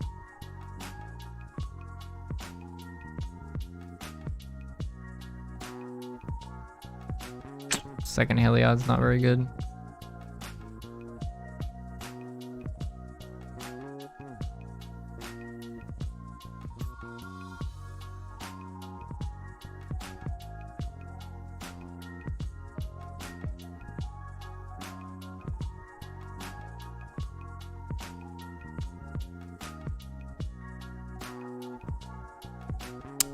Well, that's almost lethal. I think I'm gonna go ahead and concede to it though. I just don't think we're winning from this point, unfortunately. So we'll move on to our 4th league match. I do think that Control's probably a rough matchup for this deck in general. We're kind of a slower, you know, synergy-based deck. So, you know, if they're able to take any of our synergies away with Rest in Peace or with Sanctifier Invac or Stony Silence, anything like that, you know, it gets a lot harder in post-board games. Obviously, my opponent didn't necessarily do that. We just kept a really, really slow hand, and we just don't clock our opponent quickly enough. We could have kept the 7 with 2 Thoughtseizes, 2 Street Wraiths, and Unearth Ranger Captain, I think is what it was. I can't remember. Could have kept that. Could have kept that 7, and perhaps we get there. Perhaps we go cycle, find a land or 2, and then we just got them right where we want them.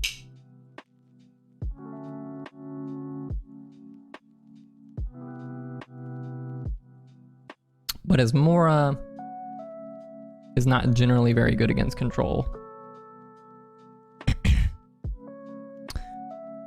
Well, I think I am gonna keep this. We're on the draw. We have 3 looks at a land.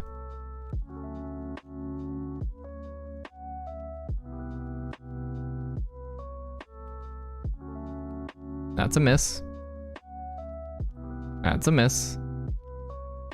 That's a miss.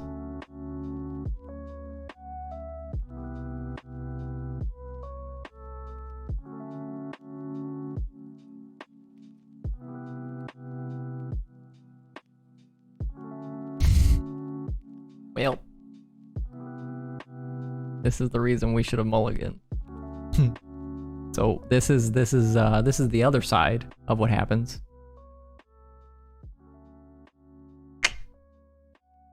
This is why we mulliganed in that game.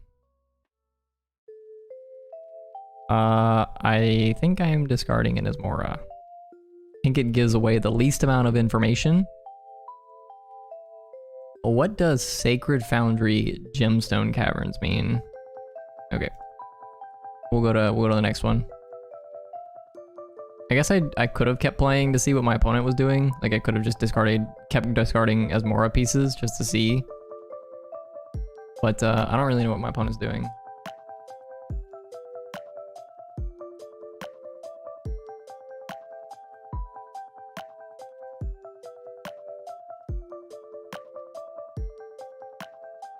I mean, like, Red-White Gemstone Caverns tells me it's like the Sun and Moon deck. But I don't know.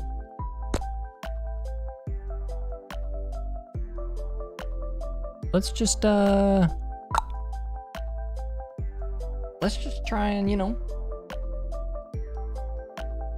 have a better hand. Yeah, this is a much better hand. Running back, we're cycling. I hit my land this time, don't worry, opponent.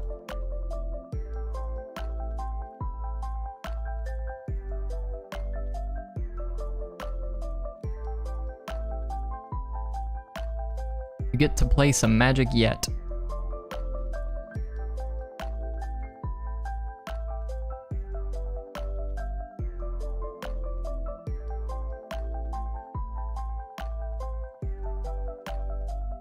Okay, we're gonna go cookbook. Not gonna activate its abilities. Not really any reason to make any food here. Unless my opponent starts playing creatures. But we'll see if they're a creature deck.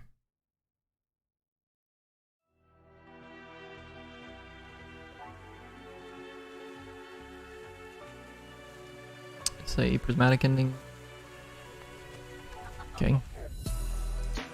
You know, in all honesty, I generally prefer Prismatic Ending on the cookbooks.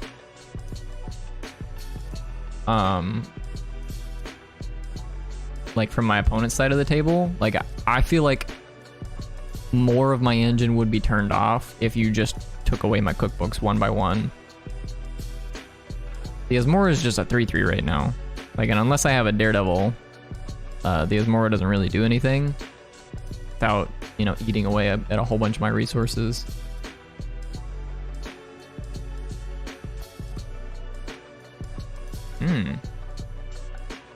so they are in fact a Blood Moon deck. Notably, Asmora can be cast off of red or black mana. So currently, does Ballista change anything about my play here?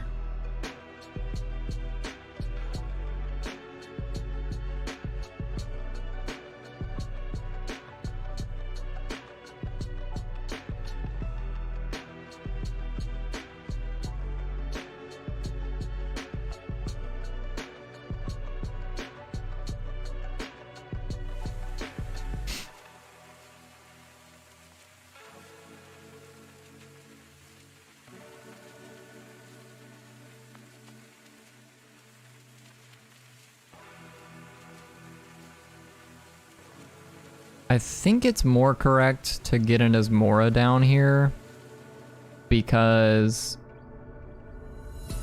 I mean, I guess we can technically do both, right? We can just grab Cookbook, play this Godless Shrine, and play out Walking Ballista for one. So they are dead next turn. They may have, I guess they could be playing Karn in their deck. So if they're playing Karn, it turns off the Ballista combo. Nahiri. Well, that answers the Heliod.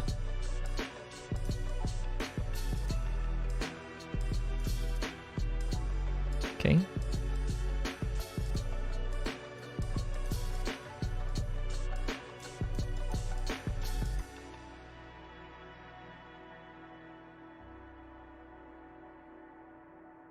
Going to put a +1/+1 counter on the Ballista and just get in. Attack Nahiri, attack you.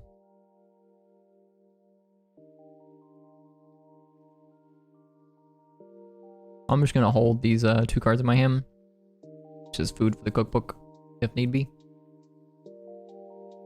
Food for the Asmora.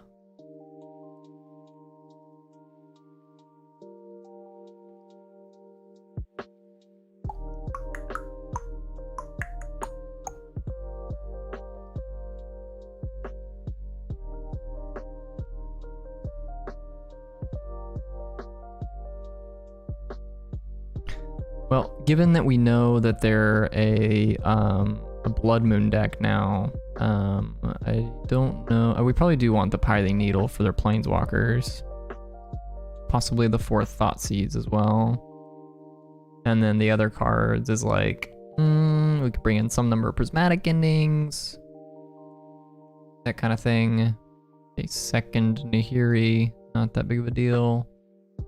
I guess it does exile the Asmora. Exiles Ballista, okay. We're gonna just trade this for the Nahiri. It's 4 mana removal spell for the Ballista.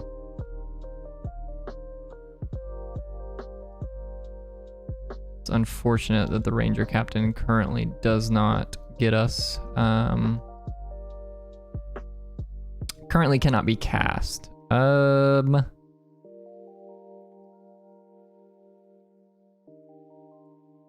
I think I want to play out Godless Shrine here. We may go end of turn, Cookbook back this Ballista. Yeah.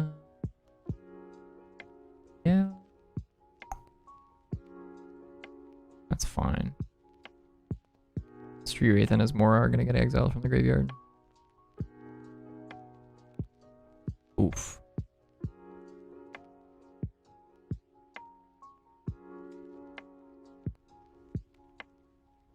Well, that's almost assuredly like just a lock, right? Like there's almost no way I can beat this and this. Man, that's unfortunate. We just showed them too much of our deck, I guess, in game 1, so they knew to board in Sanctifier. This also just seems like a really bad matchup with Karn and Blood Moon.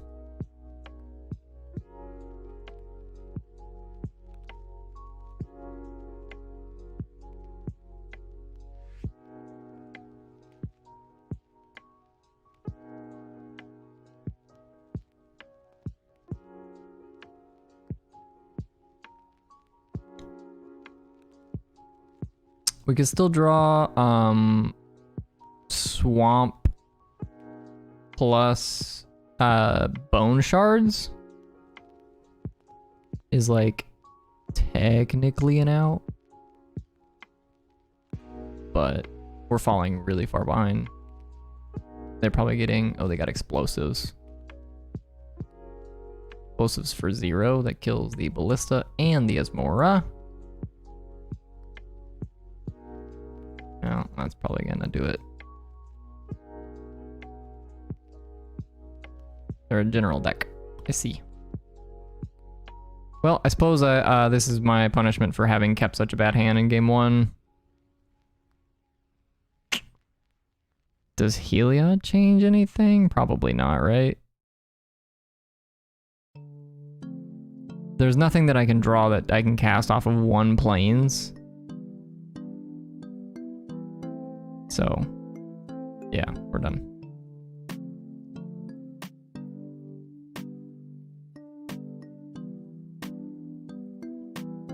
Well, that seemed like the worst matchup possible.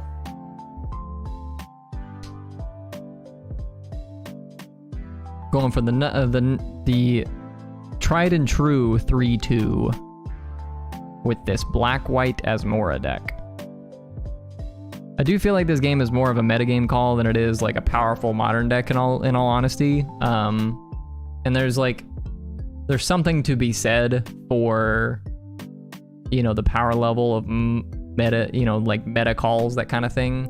There's a lot of burn right now and there's a lot of Tron in the modern leagues. So if you're expecting those, it feels like having 4 Break the Ice and having, you know, a very good burn matchup game 1 is probably a good place to be. But, you know,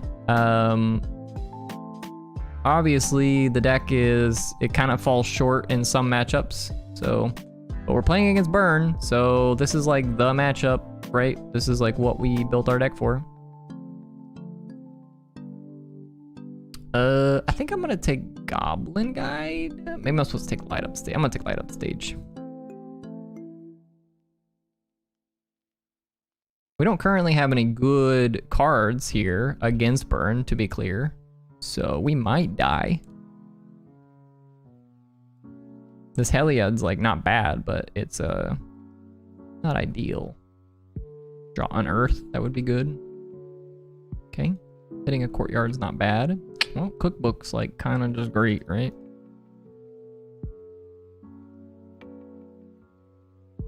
I'm gonna discard a Swamp. And we're going to discard up planes. Kill your goblin. Hopefully the second goblin just keeps drawing us lands.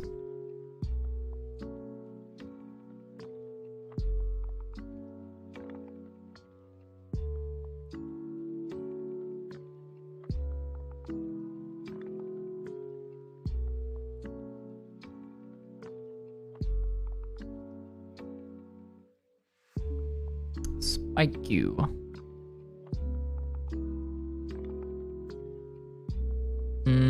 I think I'm just gonna like hold off for a little while. I'm just gonna gain some life and let the goblin keep going.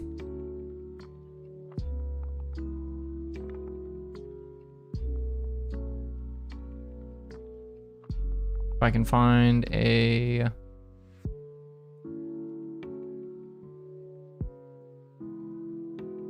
if I can find an Oval Chase Daredevil, that would be quite good. Deck needs one additional way to like draw cards, I feel like. Shadow Spear.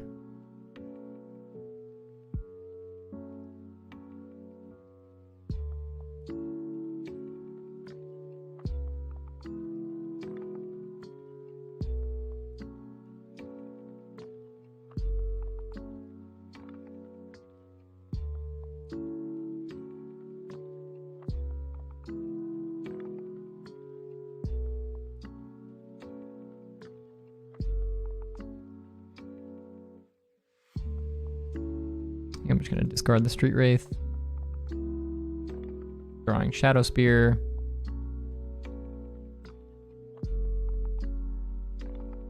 gonna take a hit for 5, but we are effectively at 12 here.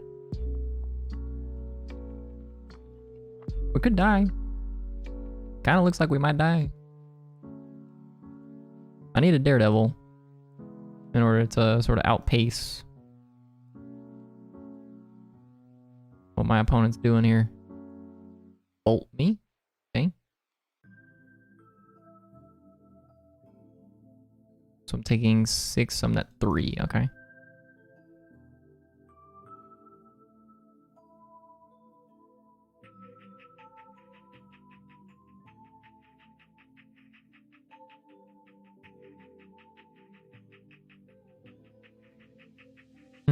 So I'm like technically at 6.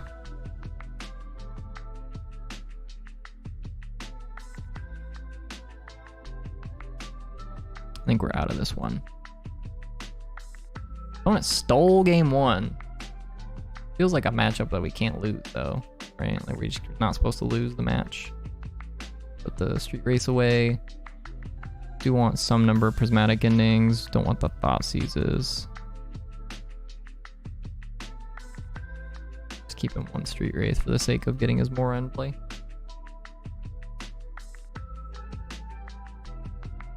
Kind of a rough one, but we should be able to win games 2 and 3. Like I said, this matchup's like pretty in our favor, but it is a lot closer than I thought it was previously. If you can get Cookbook Daredevil loop going, it's really hard for them to beat that. But we were gaining 3 life every turn that game. We discarded so many lands early on. And if the Goblin Guide had drawn us a couple extra lands, like we may have been fine. But we weren't making our land drops anymore, and we weren't gaining life and making land drops, which is kind of what you need to do. You sort of need to progress your own gain state, and then also be able to gain multiple life, you know, if you draw multiple cookbooks, that kind of thing. We weren't really doing any of that. This hand has Daredevil Cookbook, so we're keeping.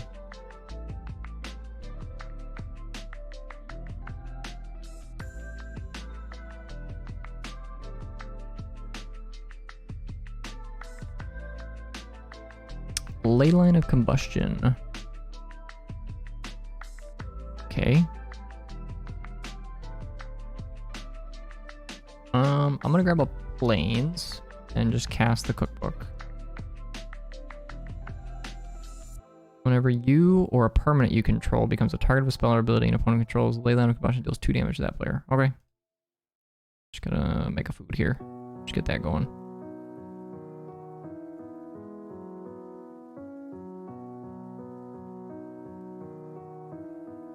Okay, Goblin Guide.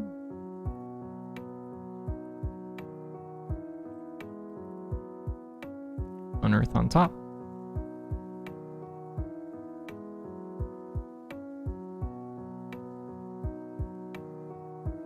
Let's grab a Godless Shrine. Let's go for Ditch Ranger.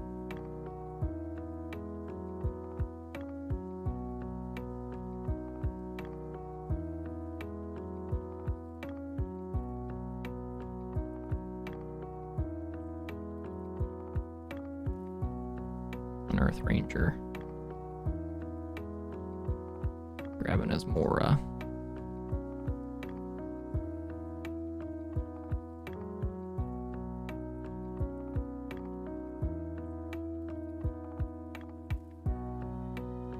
Okay, Rest in Peace is a good one.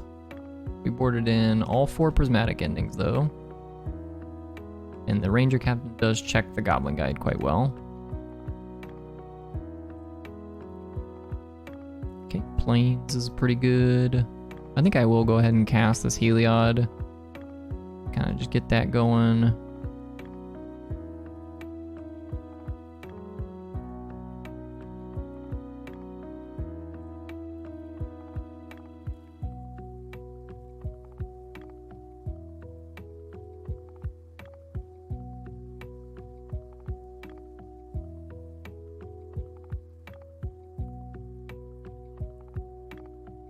Prismatic ending, that's a good one.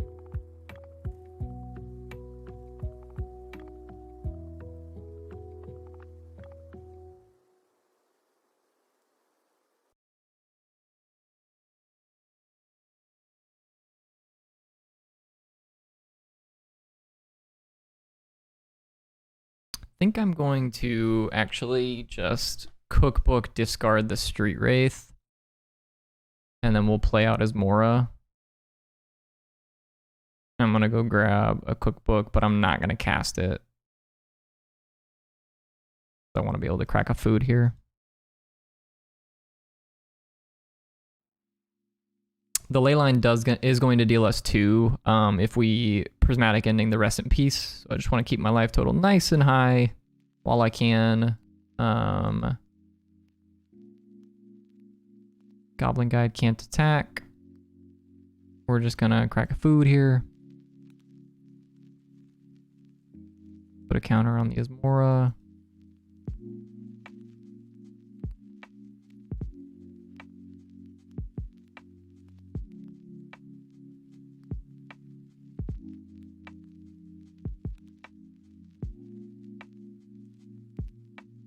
And I still don't think there's really much reason for me to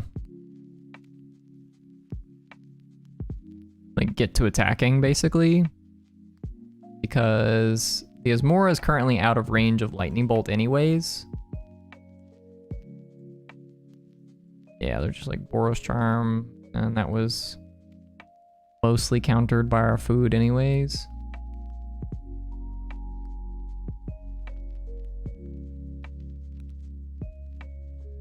Got it.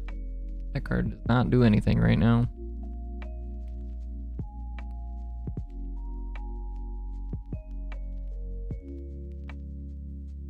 Just going to gain some life. Another counter here. And I think I'm just going to activate the cookbook and discard the bone shards. Just make another food.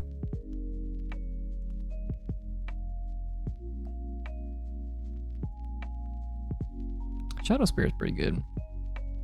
Let's just play Shadow Spear and equip it.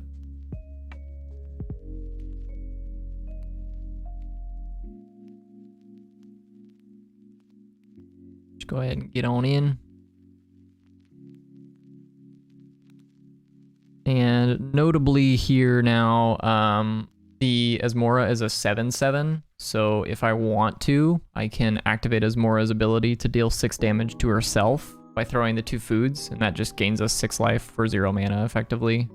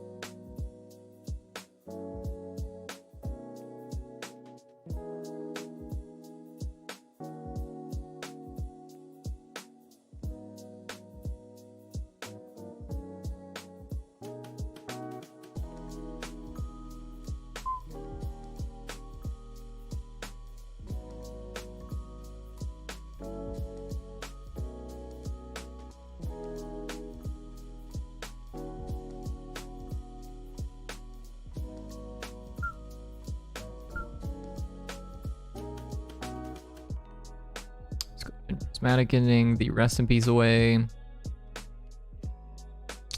And then now we should be able to pull ahead really, really quickly with the Cookbook Daredevil loop. So they can Tormod's Grip me here, but we're just going to discard this Heliod and we'll pick up the Daredevil.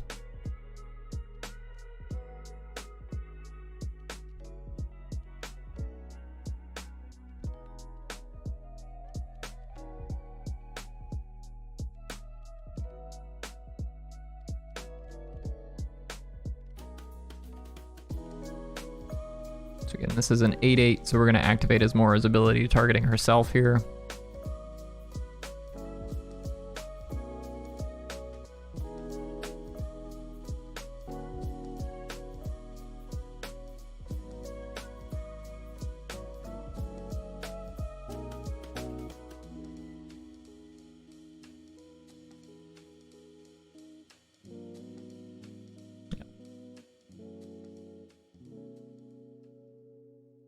Kind of wonder if I should have even showed my opponent that play. I don't know if like it really makes that much of a difference. But if you just don't show it to them, they may not know it for game 3, that kind of thing. But it's definitely one that's sort of corner case, and they may not see at first glance.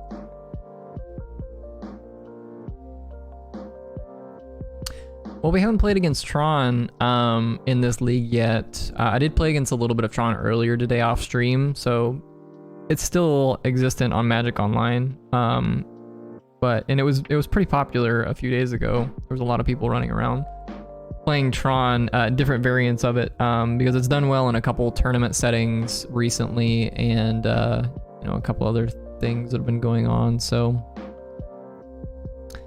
it seems to be picking up in popularity. I think I am gonna mulligan that one. This hand is a little bit closer. It's got colored mana, which is like the big thing with it. We do have a street rate to cycle. I think I'm gonna bottom this cookbook and keep this.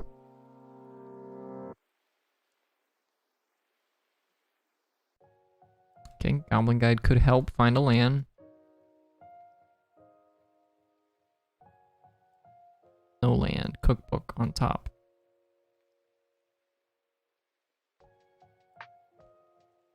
Gonna go ahead and play out a cookbook. And here, if they have, I'm not gonna cycle Street Wraith just yet. If they have second Goblin Guide, it'll assist me in my decision with Street Wraith. Because basically, okay. Yeah, no response to that. See what we hit here. A land. Okay, we did in fact hit a land, which is good.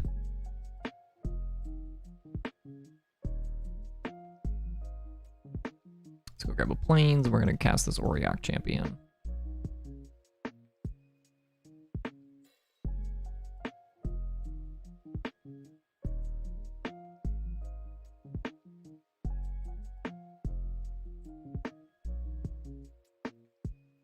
Yes, I was yield.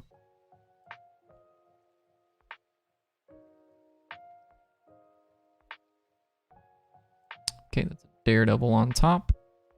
I'm gonna block. I mean, I wasn't deciding whether or not I was gonna block.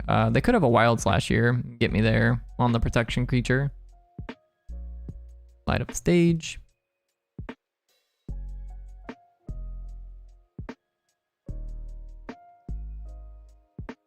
I think I am going to go ahead and activate this cookbook, and I'm just going to discard. I suppose I would like to make my third land drop. Guess I'm just going to discard this cookbook. I'm going to go ahead and cycle no land. Prismatic ending that though.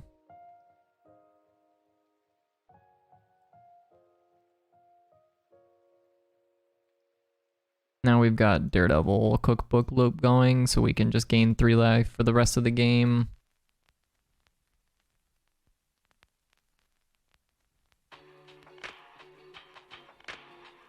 Pretty unlikely that they can kill me from 13 with a pro creature in play. I suppose they could put me to 2 technically if they just like went land, bolt, bolt, bolt. And then we block the Swift Spear.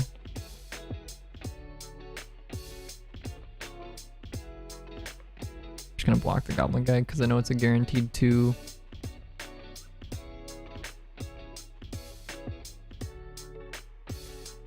Okay, light up the stage.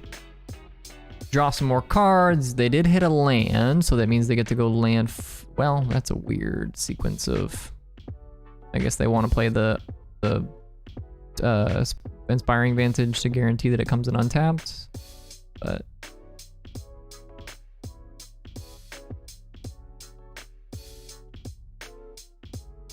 Okay. How do I want to play this turn? I think I'm going to play out the Marsh Flats and fetch for a swamp. And then we can go Kaya's Guile, you sack a creature, I gain 4.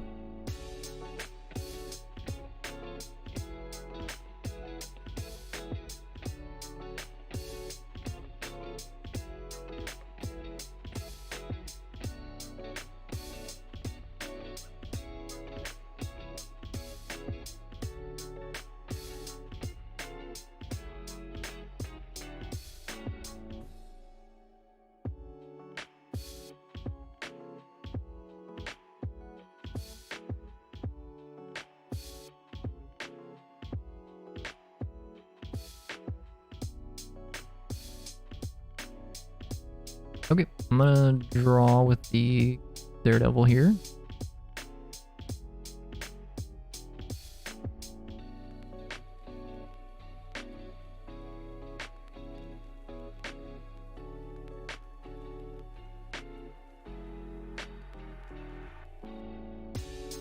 Block the Swift Spear. Take 2 to go to 9. And here, I think I'm at the point in the game where I just want to gain some life with food. I'm just going to check one of their creatures with the Auriok Champion, and we're going to gain 6 life this turn. I might activate Cookbook, discarding this Daredevil. I may also choose to discard the Courtyard. We'll see.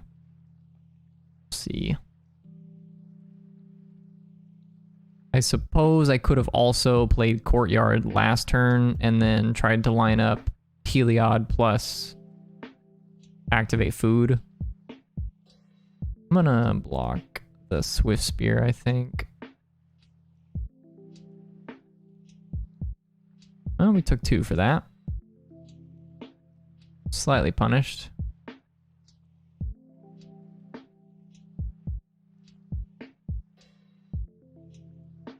I guess I'm gonna go ahead and gain 3 here.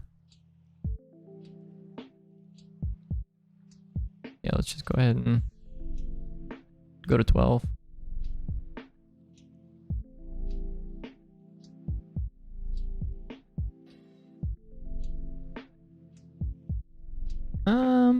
I don't know that I want to activate Cookbook here just yet. It's like kind of close.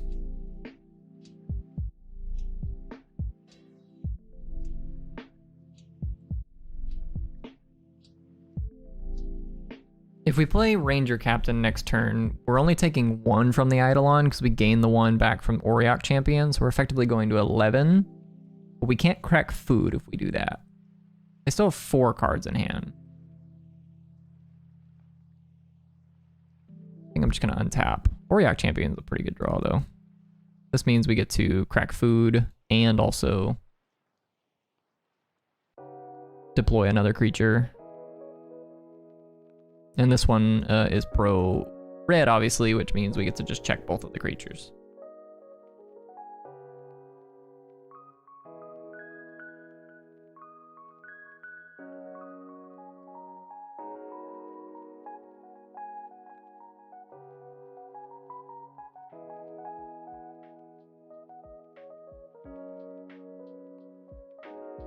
So we're effectively at 14. Seems good, I guess. It's okay, I suppose. It's like, it's bad if they have Skullcrack. It's like the worst card they could have here for us. But am I playing around Skullcrack? That's kind of the question, right? Am I supposed to play around Skullcrack?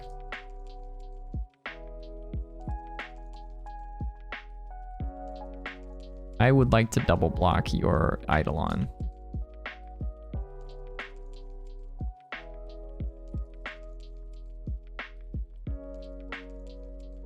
At the very least, if they have Skullcrack here, it means that we're gonna trade 2 for 2. Like they lose their Eidolon.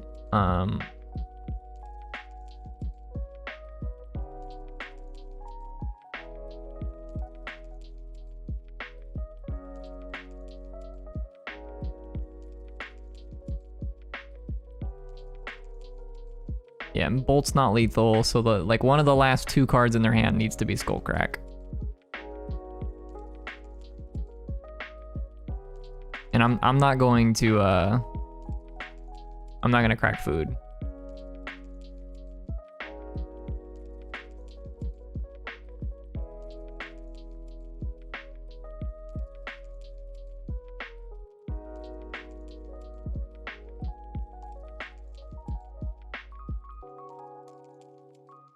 So we're effectively at 4. So if they have Boros Charm, we're dead.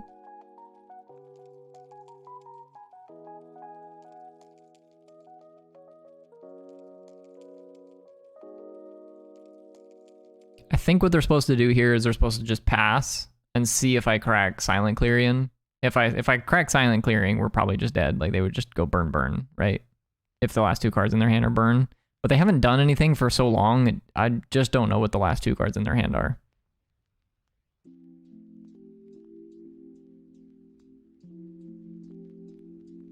Yeah, I mean, next turn, our next turn is like very straightforward. I'm just gonna gain 1 billion life.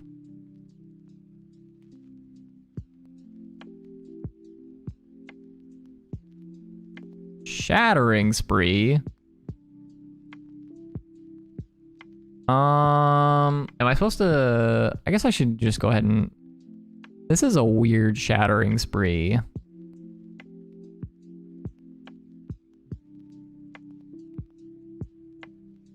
I guess the Daredevil doesn't do anything anymore.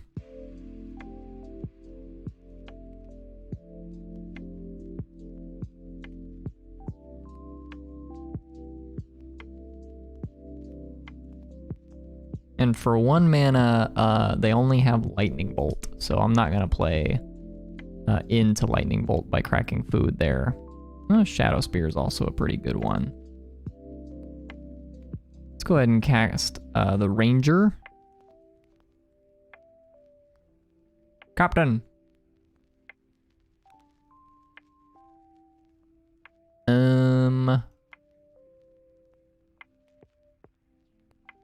And let's just hold up food activation, I think. Again.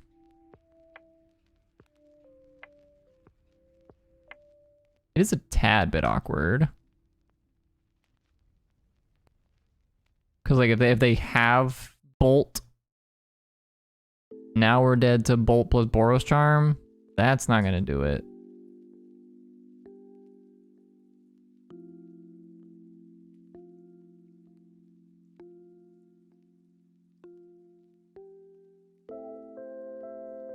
It's like really kind of close, I'm not gonna lie. I would have thought that this matchup was not close. Not even the slightest. Okay. Untap. I think I'm just gonna play Shadow Spear here and slap Shadow Spear on a Ranger Captain.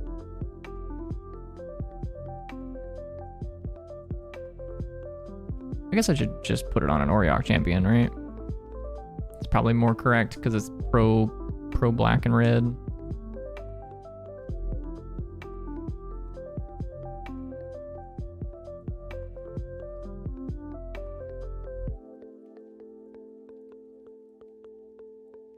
Am I playing too scared at this point?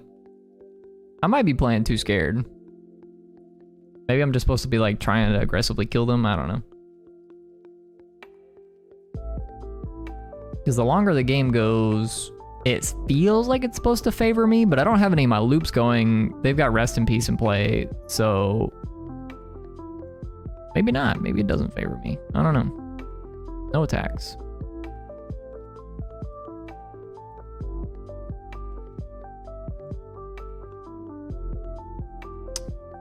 dramatic ending. Oh yeah, Heliod's on. Yeah, that's fair. Let's do that.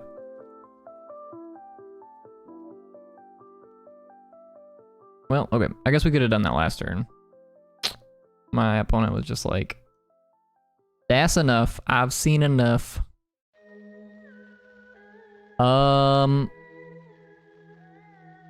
Okay, cool. So, thoughts on this deck. I think this deck is interesting. So, here's the problem, right? I don't know that this deck is like rawly powerful enough to win those leagues like that. Like if you look at the matches that we lost to Control. So we probably need a little bit of assistance in the Control matchups, right? We need like the blue-black versions get Thought Monitor, and Thought Monitor is like really absurd against Control. They get Urza, obviously. Also, we could put in a singleton copy of Castle Lockthwain. I don't hate that. Like in place of the silent clearing, having a Castle Lockthwain does make your long games go a little better. Also, like, you don't really care too much about losing life in this deck. So like drawing extra cards in exchange for life is not really that big of a deal. So, we lost to the red-white prison deck. That's probably like the worst matchup you could ever dream of. They're just playing Blood Moon and also Nahiri and also Karn. So they've got answers to Heliod main deck. He had answers to all of our artifacts main deck in Karn. And then he had answers to Urza Saga and main deck in Blood Moon. So probably the worst matchup I could have ever dreamed of. So we did play against that deck. But I think this deck's interesting, right? So like my thinking was that I played a list with Aether Vial in place of the Unearths, right? So you play Vial.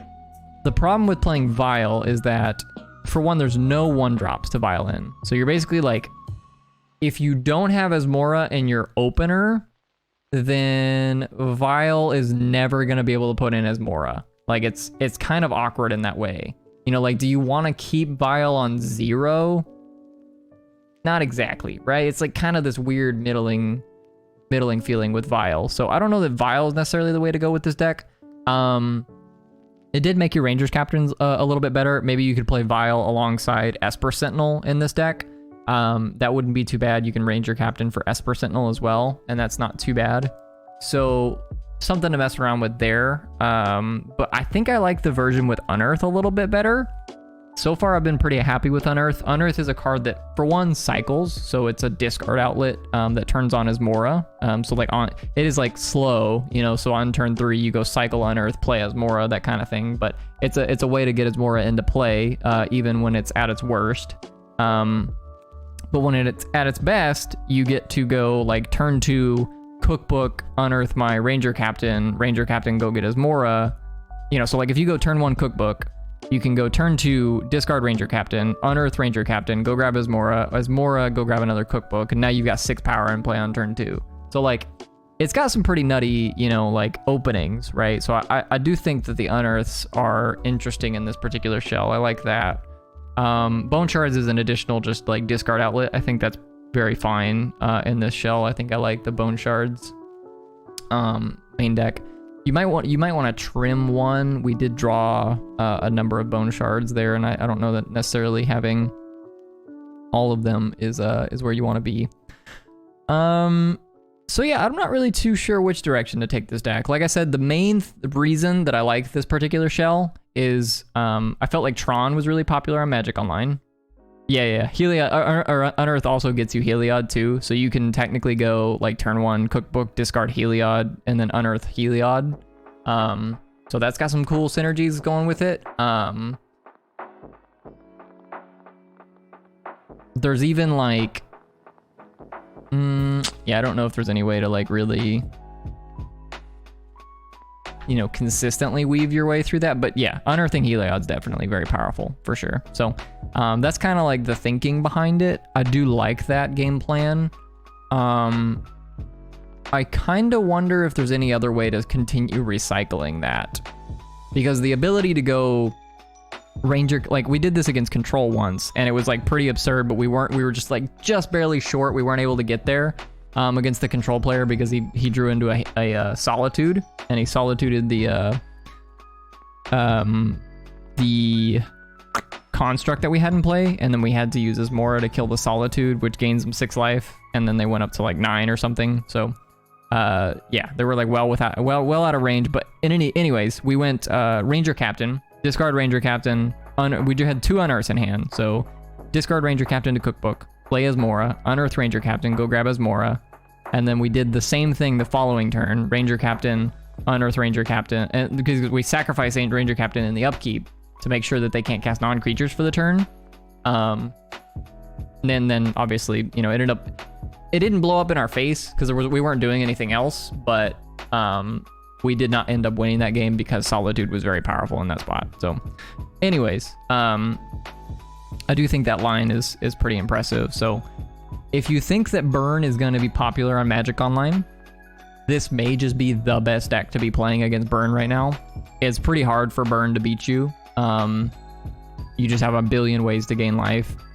It might even be better than Green-White Heliod, like for the Burn matchup specifically, because you just have Cookbook plus Daredevil loop, and it's really hard for them to beat that, like by itself. So, then you also have all the other pieces. You've got Auriok Champion and whatever else. So, I don't know if I want to make too many changes to the list, but there's definitely a few things that need to be changed. I just can't quite put my finger on what it is just yet. I think the deck needs a few additional ways to draw more cards. And I don't know if that's like, if we want to just trim the Heliod package and put like Stoneforge Mystic in its place and then go with Vials. We could play like Stoneforge Mystic, Esper Sentinel, and Vials. And then, but the thing is like I want half the deck to be Asmo-Heliod, right? You want half the deck to be like this Asmo-Heliod package with Cookbooks, Daredevils, Asmo-Heliod, Sagas, whatever, Street Wraiths, right? So there's half of the deck that's Asmo-Heliod package, and then there needs to be half of the deck that is something else. Doesn't matter what. It can be literally anything. The blue-black version plays Thought Monitor. The problem is that when you play Thought Monitor and Urza, those are cards that benefit really well from having a bunch of artifacts in play. So it makes your game 1 deck a lot more powerful in general. I will give it that. However, it makes your game 2 deck a lot worse against artifact hate. So like in game 2, Urza is going to look a lot worse. Thought Monitor is going to look a lot worse when your opponent has like a Kataki in play, right? Or a Stony Silence, something like. Obviously, Urza is like not that bad of a game plan against Stony Silence, but you get what I'm saying. Kataki specifically, pretty bad. Shattering Spree, stuff like that, right? They don't look super great. So I want something that is still good in game 1, such as the Heliod package, that does not just lose to our typical game 2 sideboard plan, like to whatever my opponent's going to bring in against me. And typically the answer to these decks has been Graveyard Hate. So Ballista, Auriok Champion, Ranger Captain, these are all pretty good cards that are, don't really care about Graveyard Hate. So that's kind of my thinking on the deck. I'll continue messing around with this list, and I might play it in the challenge this weekend just to kind of give it a really good run. But yeah, if you guys have any thoughts on it, feel free to let me know. That's going to do it for tonight's stream. So I do appreciate all you guys tuning in. Like I said, we will be streaming the challenge this weekend on Saturday. Whether or not I play this deck or not, it's kind of up in the air, but we shall see. In any case, I do appreciate all you guys tuning in. Hope you guys all are having a good Thursday evening, and we will see you guys on Saturday. Catch you guys later.